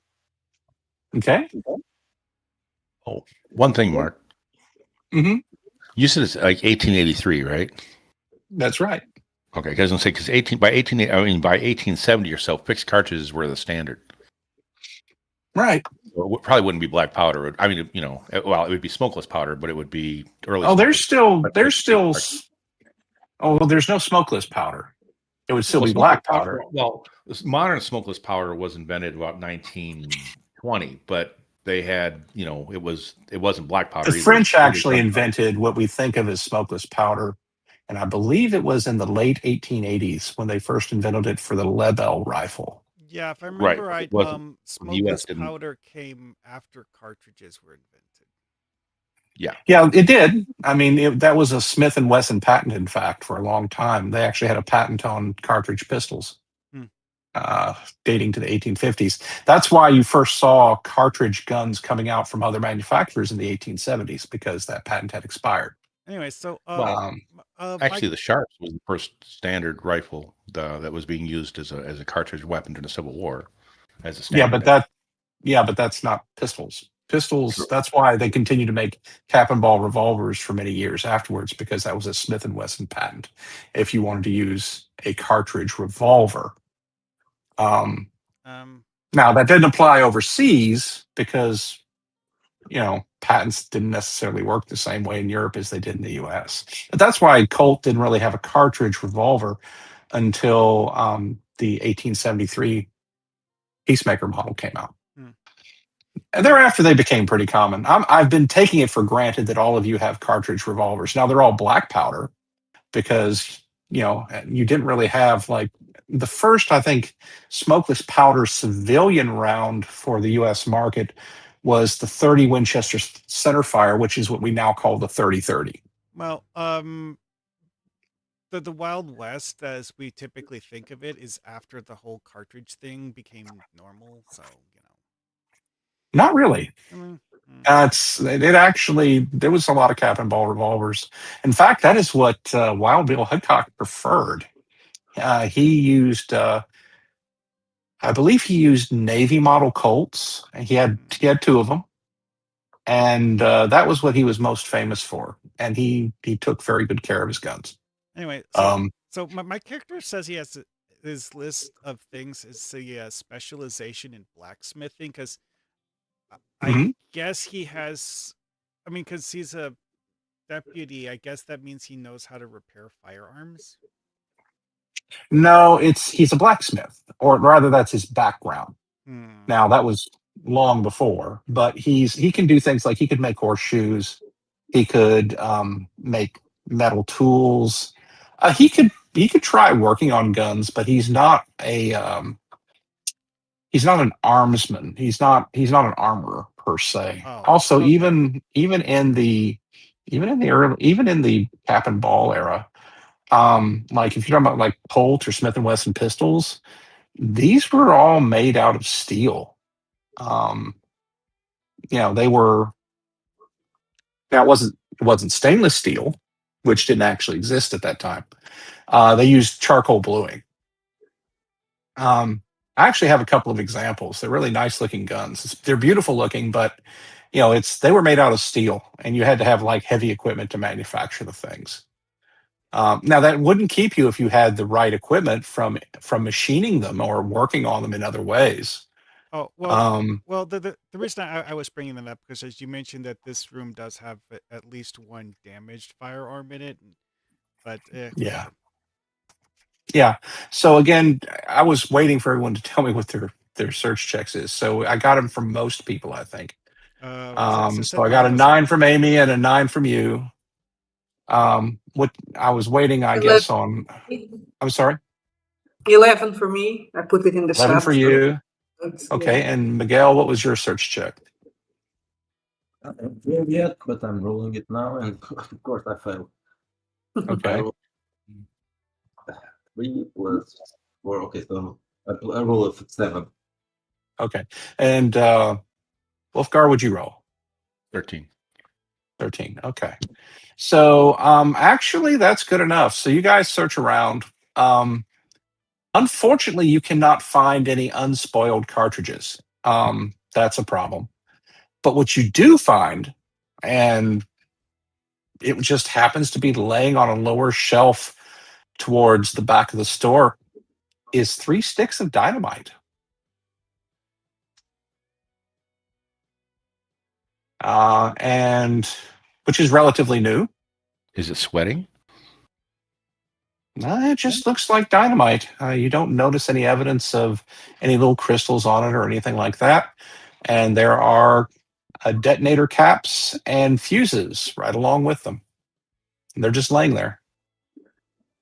Okay. I'll add that to the collection. Is there any, well, since it's a general store, do we find any like hardtack or? You do Dry find goods? some canned food. Any dry goods have been kind of damaged and spoiled. It's just like the back room of the saloon. I mean, there's stuff here, but it's really the canned food mostly, and there's a fair amount of it. You know, you guys hear old Mose, who apparently eventually followed y'all over. He kind of talks from the doorway. He doesn't go in, and he says, "Hey, I see you found the stores. Yeah, we could live like kings here, you know. Don't nobody have to go nowhere else. Just stay here forever." I'm sorry. And so, what were you going to say, Sylvia? He's not here now. Oh, okay. All right. I guess that's what she was going to say. How is it the wolves never Elias, attack him? So he just takes another swig and kind of watches you guys. So I asked him, I said, And how is it the wolves never attack you? They attack everyone else and eat them, but they don't attack you. Why do you suppose that is? the coyotes? Oh, I don't know. I generally try to stay out of their way. Is it the whiskey, maybe? I'm thinking so. I don't know. Oh, the whiskey's pretty good if you all want to drink some, but I tell you what, that sweet water, it's the best. If you care for water. He takes another I'm not swig of sure whiskey. about that. Yeah, The water is strange. I wouldn't recommend anyone drinking the water. I drank it and I found it strange. I don't know why, but it's strange. I've always heard it has a wonderful calming effect. Yes, sirree. Yes, sirree. Wait, you've heard it has a wonderful calming effect, but you've never actually taken a drink of it.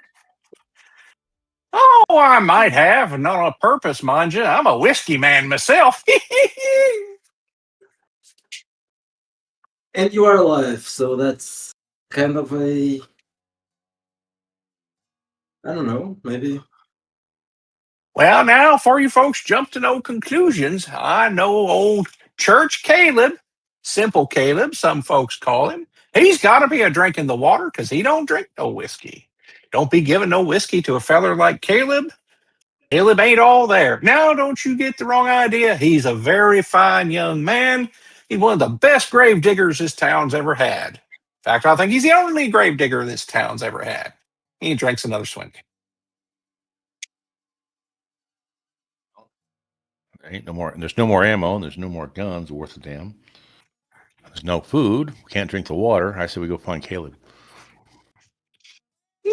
Oh, y'all gonna go to church? Alrighty. Well, man, never really bothered with it myself.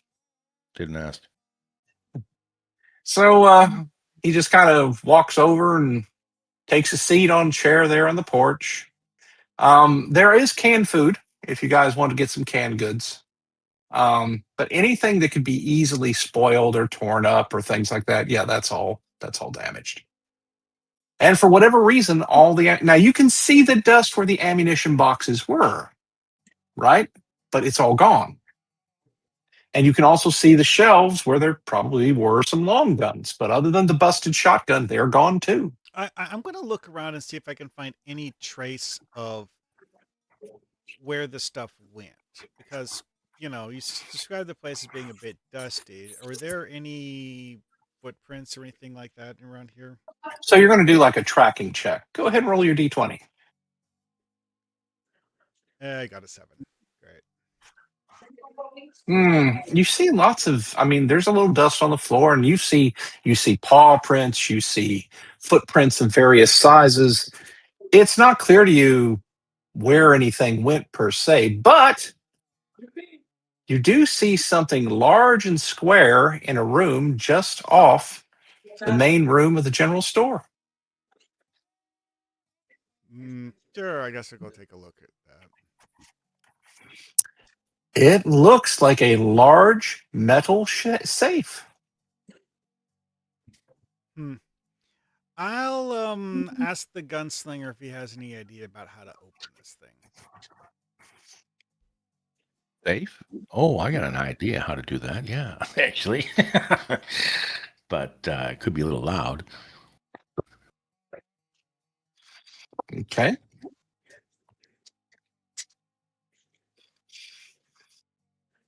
Yeah, I'm not a lockpick if that's your question, but it's a safe. So, Well, I my mean, experience, you take a stick of dynamite, you cut it in half, you put each half on a hinge, and light a long fuse and run like hell.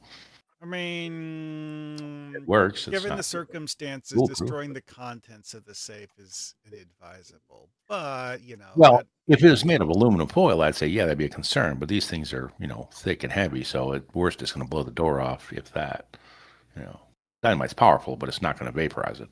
well, if you think it won't destroy the contents of the safe, I guess we can try that, unless someone else has an idea. Well, I mean, we could wait for it to rust away, but we might be here a while.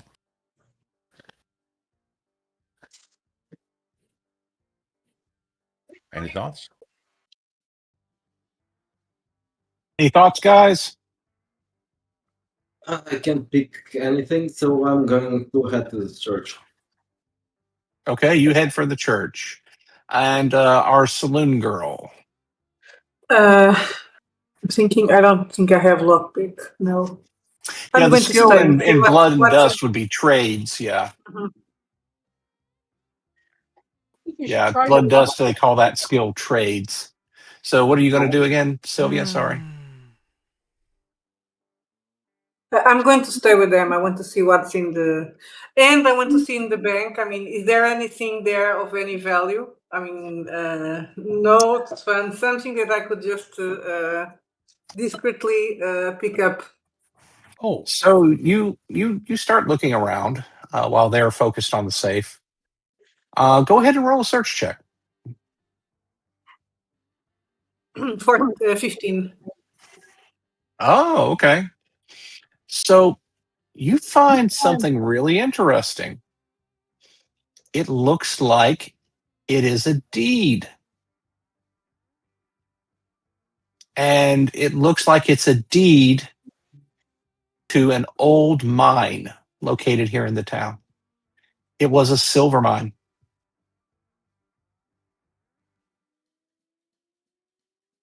huh.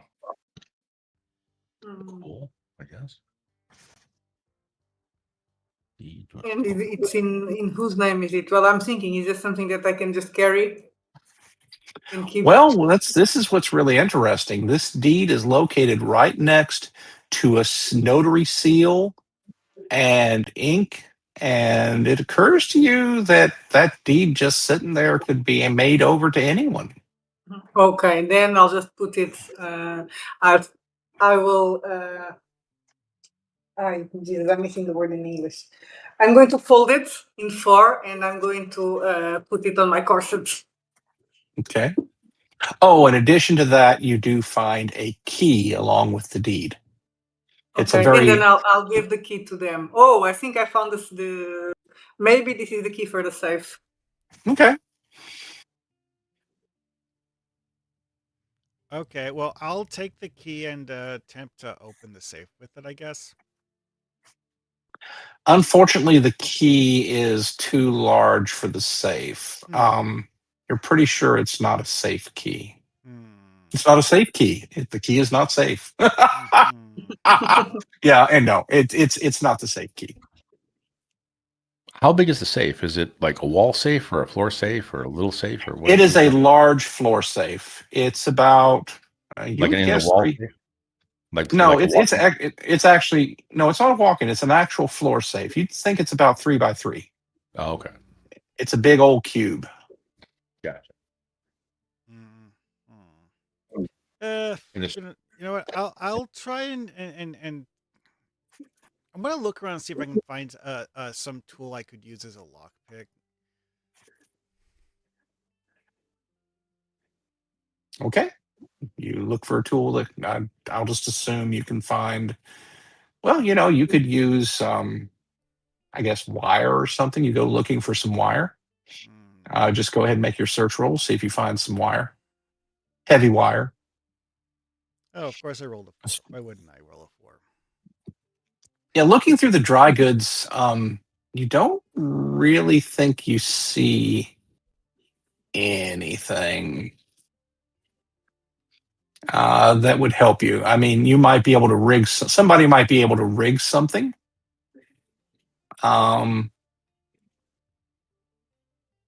So, Yeah, because it occurred to me when you mentioned that lock picking falls under the trades skill. I'm actually the only Yeah. person who has a trade skill at all.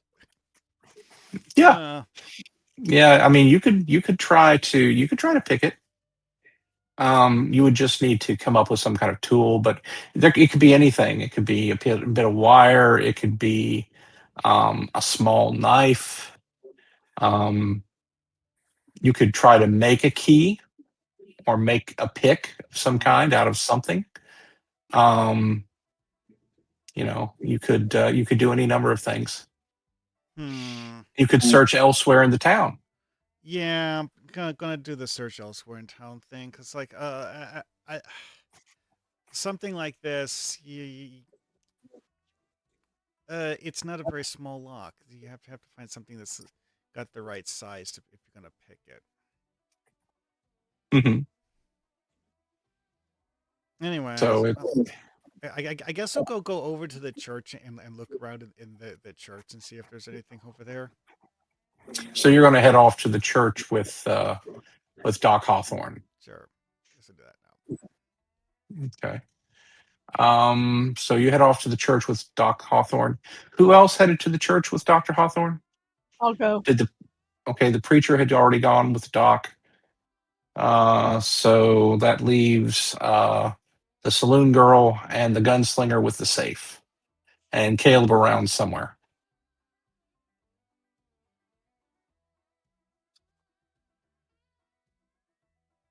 Could there be a chance that they wrote the safe combination somewhere? Sometimes people are stupid like that. Yeah, you can search for it. Oh, I rolled a natural 20. That's very, very good. You know what? I'm going to say that you do find on the underside of a drawer in the table next to and it looks like a banker's table next to the safe. It's a roll top desk with a shattered lantern. You pull out the drawers and start looking at them, and you find what looks like a combination. I'm sorry, it's not a combination safe; it's a lock safe. You find what looks like a key, kind of attached to the underside of the drawer.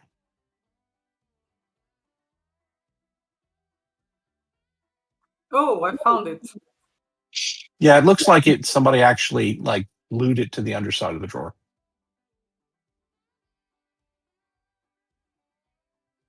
I gave it. Okay. So try this one.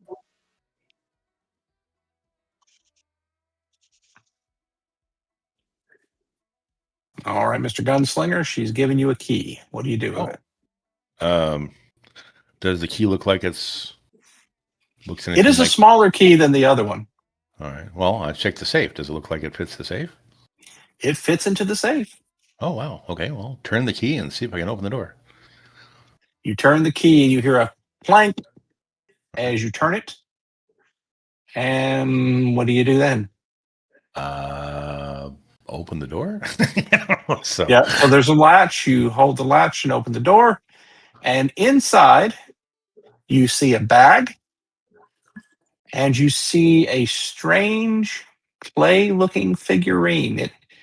It looks almost like one of those Hopi Indian things that you've seen before, these weird little kachinas. Really? And that's it. Those are the only two items that are in the safe, the bag and the kachina.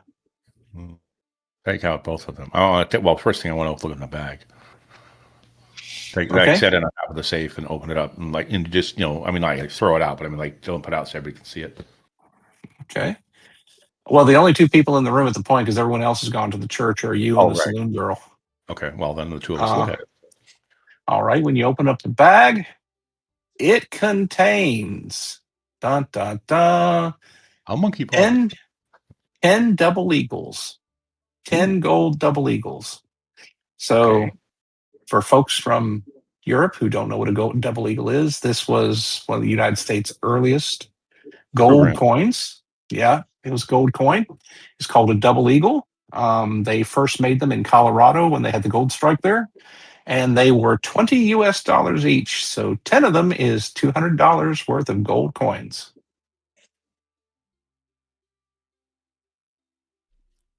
And this is, if I remember right, back when like a dollar might be like one day's wages or something. Yeah, a double eagle was a big deal. That was money. Actually, That that was was money. money. We pay in any places, but yeah, it's a lot of not. I'm going to tell him. Well, we don't need to. We are all the only ones here, so we don't need to tell the others about this. Nope. 5 for you, 5 for me. Thank you very much. Okay, so you guys pocketed. Actually, Would you know you- what? I thought of something. We shouldn't do that. Only for one reason. I would be injured and probably dying if it wasn't for the doctor. I think we should go ahead and set a couple aside for him. What do you think? I'll spare 2 if you can spare 2. Oh, well, but if you have to give it to the doctor, what about the other ones? Good point. You need to Never give him to him. Yeah, I see your point. separately. Yeah, I'll just slide him one when I see him. Okay, no Yeah. problem. Yeah, 5 for you, 5 for me. That works. Yeah, I'm good. I'm not that honest. Okay. Pleasure doing business with you. Yep. Hey. All right. Now the Hopi doll, on the other hand. Mhm. Does That's creepy. Well, yeah. Actually, I'm very interested in that all by myself for a different reason. Now, Mark, considering what I know, from what I've been hearing, does this ring a bell? I mean, I realize it's Hopi, it's not Apache, but still. Go ahead and make a roll. Go ahead and make a roll. Tell me the Roll. result. D20. D20.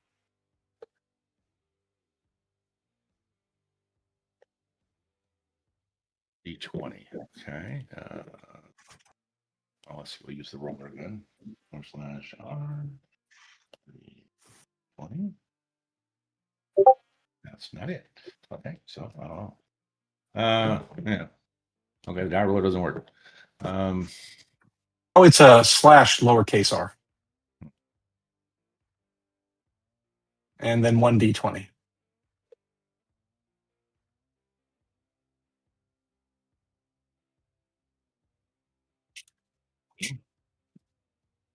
So good or bad, something.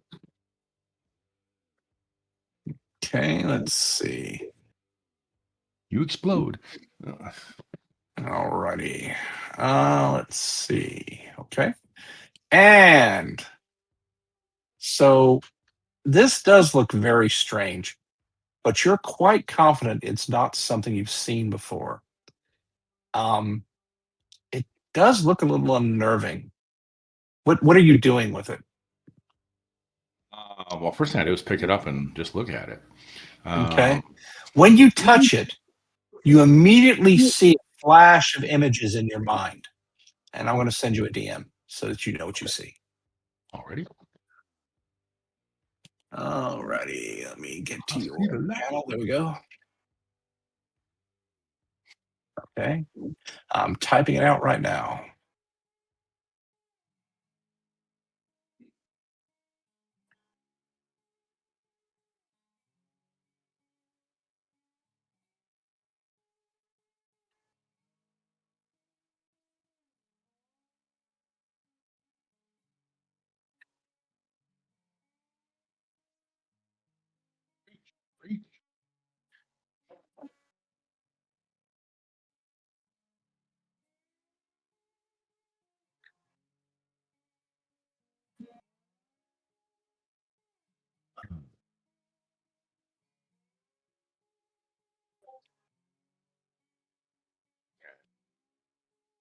There you go. And Rose, when he picks up the doll, he gives a shout and then falls quiet.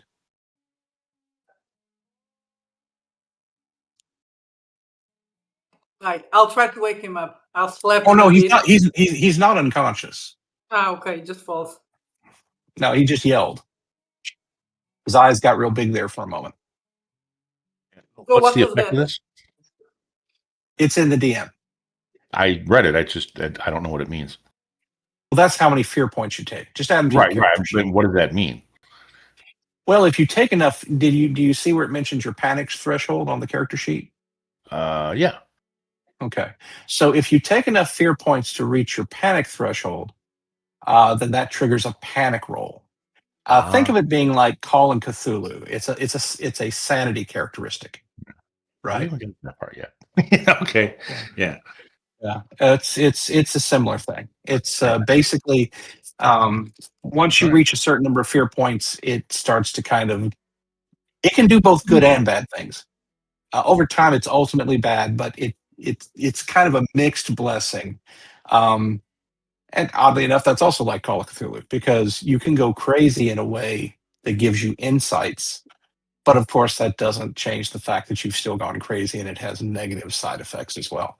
Anyway, so of course, you know what you saw. So let's switch to the folks who are walking to the end of town. So you guys are walking past. This is the doc. This is the preacher, and this is the deputy. And now you're walking past the livery stable on your way to the church at the end of the town. There are small houses, of course, on the other side of the street.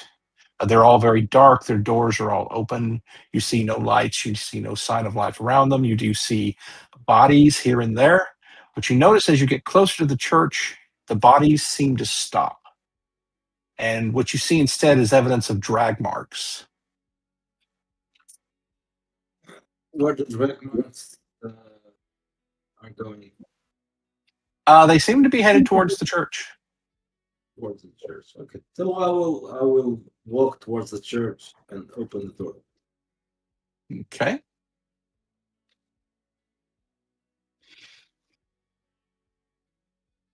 All right.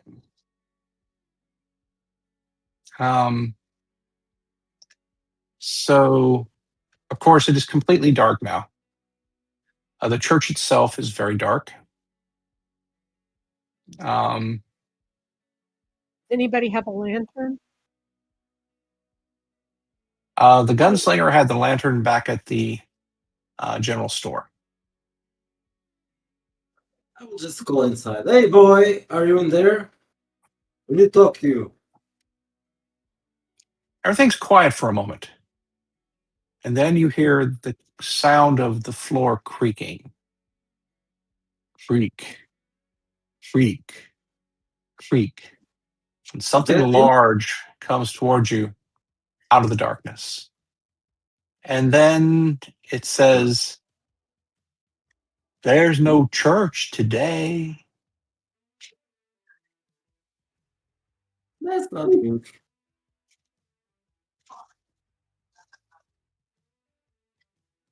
He just kind of stands there. All right, well, I'm going to do an aura check again. Okay. So what are you trying to do? I'm trying to get a sense of what this thing is. Okay. Well, that would be, I guess, an investigation check. Roll a d20. It's 16. Okay. Best as you can make out, it's just this large man. He's just kind of standing there in the aisle of the church. As your eyes adjust to the darkness of the interior, you see there are a few rough pews.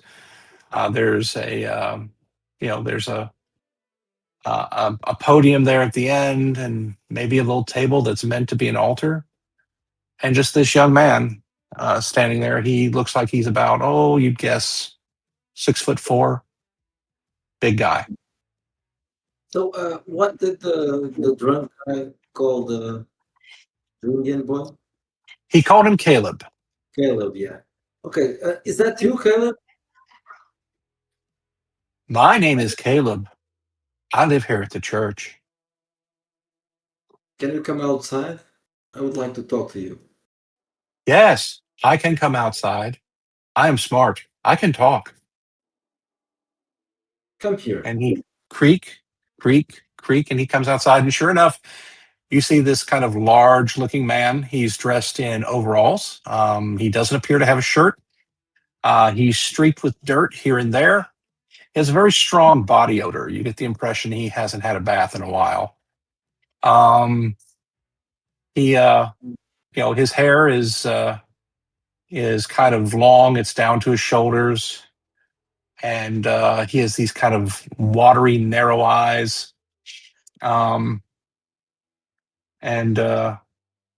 kind of a roundish face. He just stands there and looks at you. You are strangers. Yes, Are we you are. here to go to church? Maybe.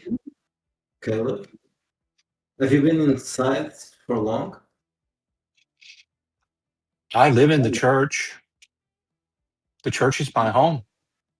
I take care of the graveyard. For how long have you been in there? I have lived here all my life.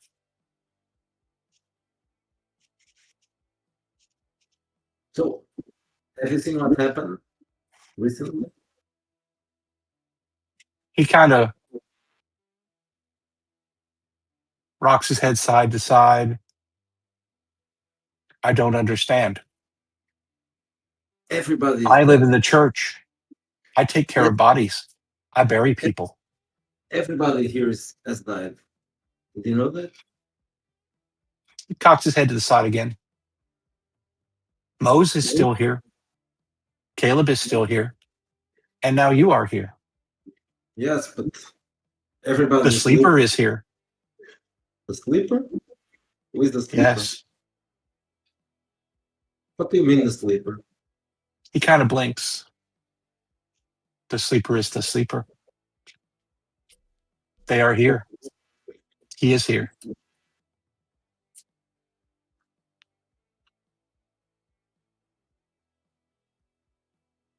Where is where? Sleeper? Yes. Oh, yeah. Where is the sleeper? Caleb is not sure. Maybe in the well house. Maybe in the mine. Maybe in the tap. Yes. Not sure. He may have a room at the saloon. People sleep at the saloon. I do not think the sleeper has a house, though. I'm pretty sure he does not have a house. Has the sleeper killed everybody else? I don't know. But He talks to me sometimes in dreams. he didn't do anything to you, right? Nobody does anything to Caleb. Caleb lives in the church. I take care of the graveyard. Hmm. Is the church safe? Caleb, what did he say to you in the dream?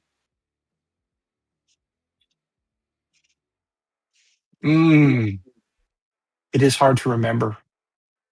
Caleb remembers words, but Caleb does not always understand what words mean.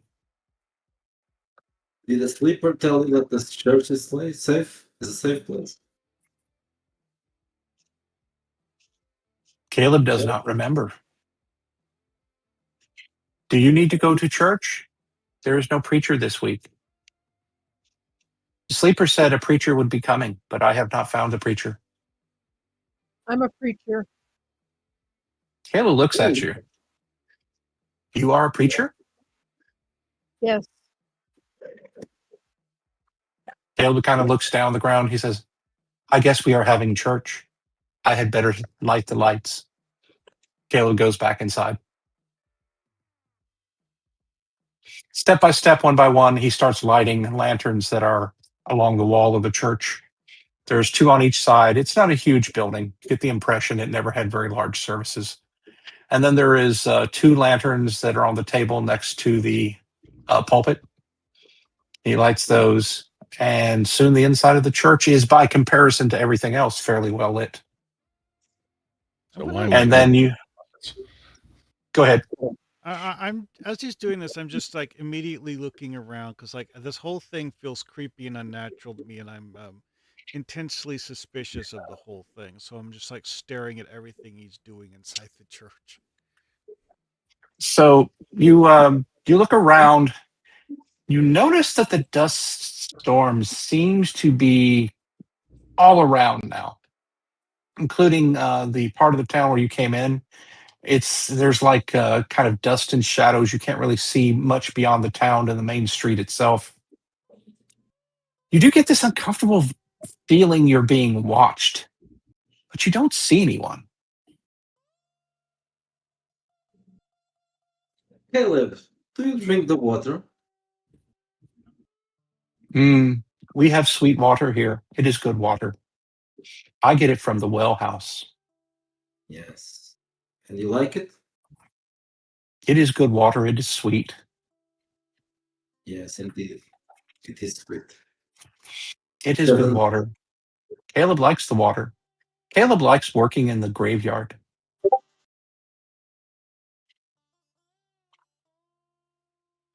He picks up a Bible, and there's a couple of them sitting there on the table. And he goes and he sits in the pew, and then he looks back and says, "The pulpit is ready for you, Mr. Preacher."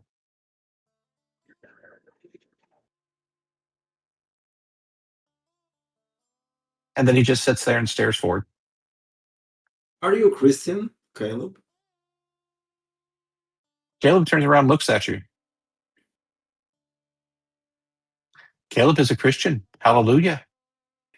Mm. I step up to the pulpit and pull out my own Bible. Okay.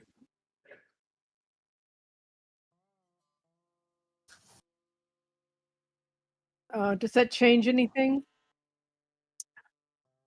Nope. Everything inside the church looks the same. There's you. There's the deputy. There's the doc, and there's Caleb sitting there in the front pew. And he's sitting in the front pew, holding one of the little dusty Bibles. He doesn't open it. He just kind of stares at you blankly. Preacher, I think you should try to hold your mass here now. Maybe you try. Mass? They don't have no papism here. Isn't it? Really? We're going there? No, this is like a small church in a little town in Arizona. It's it's not a Catholic church. Oh, okay. You know, when he said, Probably used. I'm sorry. It's probably used. It's probably used by circuit riders. You assume it might be Methodists or Baptists, but it's probably circuit riders visit it periodically. I hold up my hand and I say, "May the Lord bless you and keep you. May He give you peace." And Caleb says, "Amen." And he just keeps staring forward.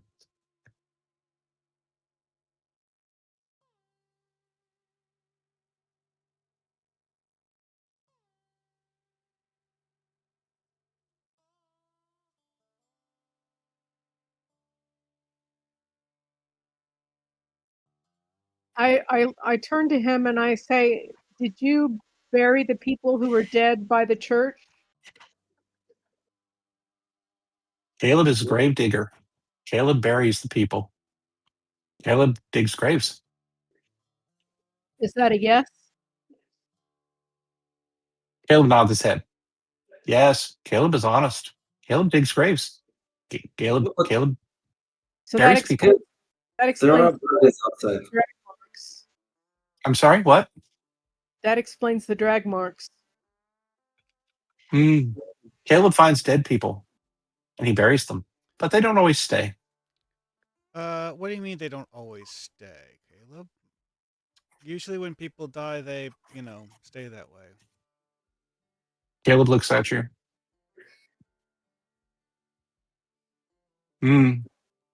Caleb doesn't know, but Caleb knows which graves he's dug. Yeah. And I bury people. What have you seen after you've buried people? Sometimes I come back and the grave is open again and nobody's there. Sometimes Caleb sees people walking in the dust storm. Yeah, I see things. But I stay at the church. I stay at the graveyard. I have a job. Yes, Caleb is good. Caleb digs graves. Did those bodies outside? Did you bury them? I'm waiting for him to say Wagner at 8:30. This does remind me. So, what have the saloon girl and the gunfighter been doing now? You guys managed to open the safe. You got the gold. What did you do after that? I'm gonna put that doll in my pouch and have see follow. She said they were going over to the church. I guess we might as well go over there and see what they're doing. Yeah. Nothing else to do here. Okay. So you guys walk towards the church. The livery stable is, of course, on your right as you head south towards As we pass the the livery, church. quick question: Go as ahead. we pass the livery stable, do we hear any sound of horses or anything in there when we look inside? No, and in fact, the doors are kind of cracked open a little bit. Most livery stables, if there are animals, you can smell them if you get Right. close enough. You don't hear or smell anything like that. Everything's kind of Dead. gray and still. Gotcha. All right. Yeah, this is. The closer you get to the church, in fact, the more you start to smell this kind of sweet odor in the air. Does it smell Is like it- what you smell from a crypt, or? Or No, does no, it, no, nothing like that. No smell of decay. Does it smell like the water? So you would not know since you haven't drunk the water, but Dr. Hawthorne, Yeah, you because think that sweet smell in the air does remind you a little of the taste and in the water. And as you walk towards the church, Mr. Gunslinger, since you smelled and tasted the beer, it reminds you a little bit of the beer. It's that sweetness, that sweet odor. Wait. Oh crap. Okay. It just rung a bell. Suddenly, the player would, or the character would have figured this out. The player didn't catch it until just now. Okay. Yeah. This is unique. Okay. Yeah. I need to go find this water. Okay. So where are you headed? Are we passing where we saw the what do you call it, what's it called, the pump, or where we get the water The pump? from? Yeah, the pump was back at the saloon. Yeah. Okay, all right. So there's not another one around here. All right, but we're smelling the water though. So You are smelling it more strongly as you head towards the church. okay, well, yeah, let's get to the church. As we're walking over, say, I look at the saloon girl. I said, "What do you know of legends?" Nothing, I guess. I ask because I've been hearing stories the last while, and I've been hearing this rumor, and I've been hearing it from the Apaches of the area, which, as you know, live in this region. I don't really speak Apache, and they don't speak a lot of English, but what I've been hearing is apparently there's some type of oasis around here somewhere, possibly in this town, it was even mentioned, where there's a spring that can, for all intents and purposes, cause eternal life. Hmm. Well, Or but this possibly doesn't seem like bring the people case. back from the dead. Or what? It killed everybody, right? Well, apparently the way it was explained, I mean, it was an incomplete story and it was broken English, but the story I heard was that it was a water that's like they call it the water of life. It can bring people back from the dead, or it can, help them stay down, I guess. It's really unclear. And it's So you specifically think this is if I have this? a situation like that. There's, just like we're seeing strange things in this town, there's a phantom of some kind that's been hounding me for months. Somebody I killed, but they won't stay dead. The reason I'm actually in this town is on a quest to try to find this, well, not specifically this town, but I was heading this way to try to find this well, because hopefully if I can find this water source, I can use it to solve my issue with this, whatever it is that's been following me. this former bounty hunter that I killed. Well, maybe you'll find it here. It's possible. You just need to find where this water comes from, but it sounds dangerous to me. Now that's interesting. When I picked up that doll, the reason why I was looking, I got weird, it's like I saw a vision is what I saw. At first I thought I was like maybe just a bad drunk or something from the beer, but like a hallucination. But I saw something I can't describe, but it had eyes, big eyes, and it was in a mine. You don't know anything about a mine around here, do you? Mm. I heard And the I old think man. about and I think about, well, they did say there was a mine around here, right? That's what he said. Yeah. The drunk told us that. That's what he said. I wonder where it is. I wonder if maybe in that mine is the source of this water. It would make sense. Underground, yeah, stands to reason. Maybe. We can try and ask him. Oh, I don't think you'll get anything out of him, but if we can find the mine, maybe we can investigate ourselves. In the meantime, let's go find the rest of the party. You said they were at the church, so let's go catch up with them and see what's happening over there, and then maybe we can go find that mine. Because whatever's going on around here, it's outside my understanding of reality. So with that, we'll head over to the church. Unless she objects. No, let's go. Okay, so you guys walk on towards the church, which you notice is now lit, which you did not see before. You just saw a number of lights come on, and it's lit now. And so let's return to the group who's already at the church. Let's see, the deputy, Doc Hawthorne, and the preacher, and of course there's Caleb sitting there. So before the others arrive, what do you guys do?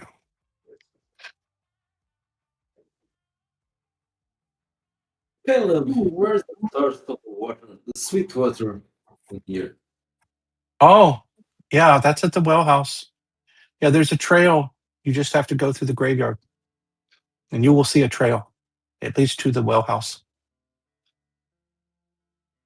That is why they call the town Lonesome Wells. That's what everybody tells me, because there is a well. Yes, of course. So that's where everybody has been drinking the water from. Yes, it's sweet water. It's good water. It is why we have the town. That's what they say. I don't really know. I have always been here in the church. Always. Yes, When you I've always been here. What do you mean by that? Have you been here for how long? Oh, Your I've whole lived life? here. Oh, yes. Yes. Caleb, they say, Caleb, you have no mother and no father. You must live in the church. So I live in the church. And they say, Caleb, you are strong. You must dig graves. And I dig graves. Caleb is good. Caleb does what they tell him. And Caleb, he plays with his friends. Yes. Caleb has friends now. Tell us about your friends, Caleb. The sleeper talks to me. Yes. Caleb is not alone now. Sometimes preachers come through, like you. You came, just like the sleeper said. Just like the sleeper said. And like he said, you knew. You knew to come. So at that point,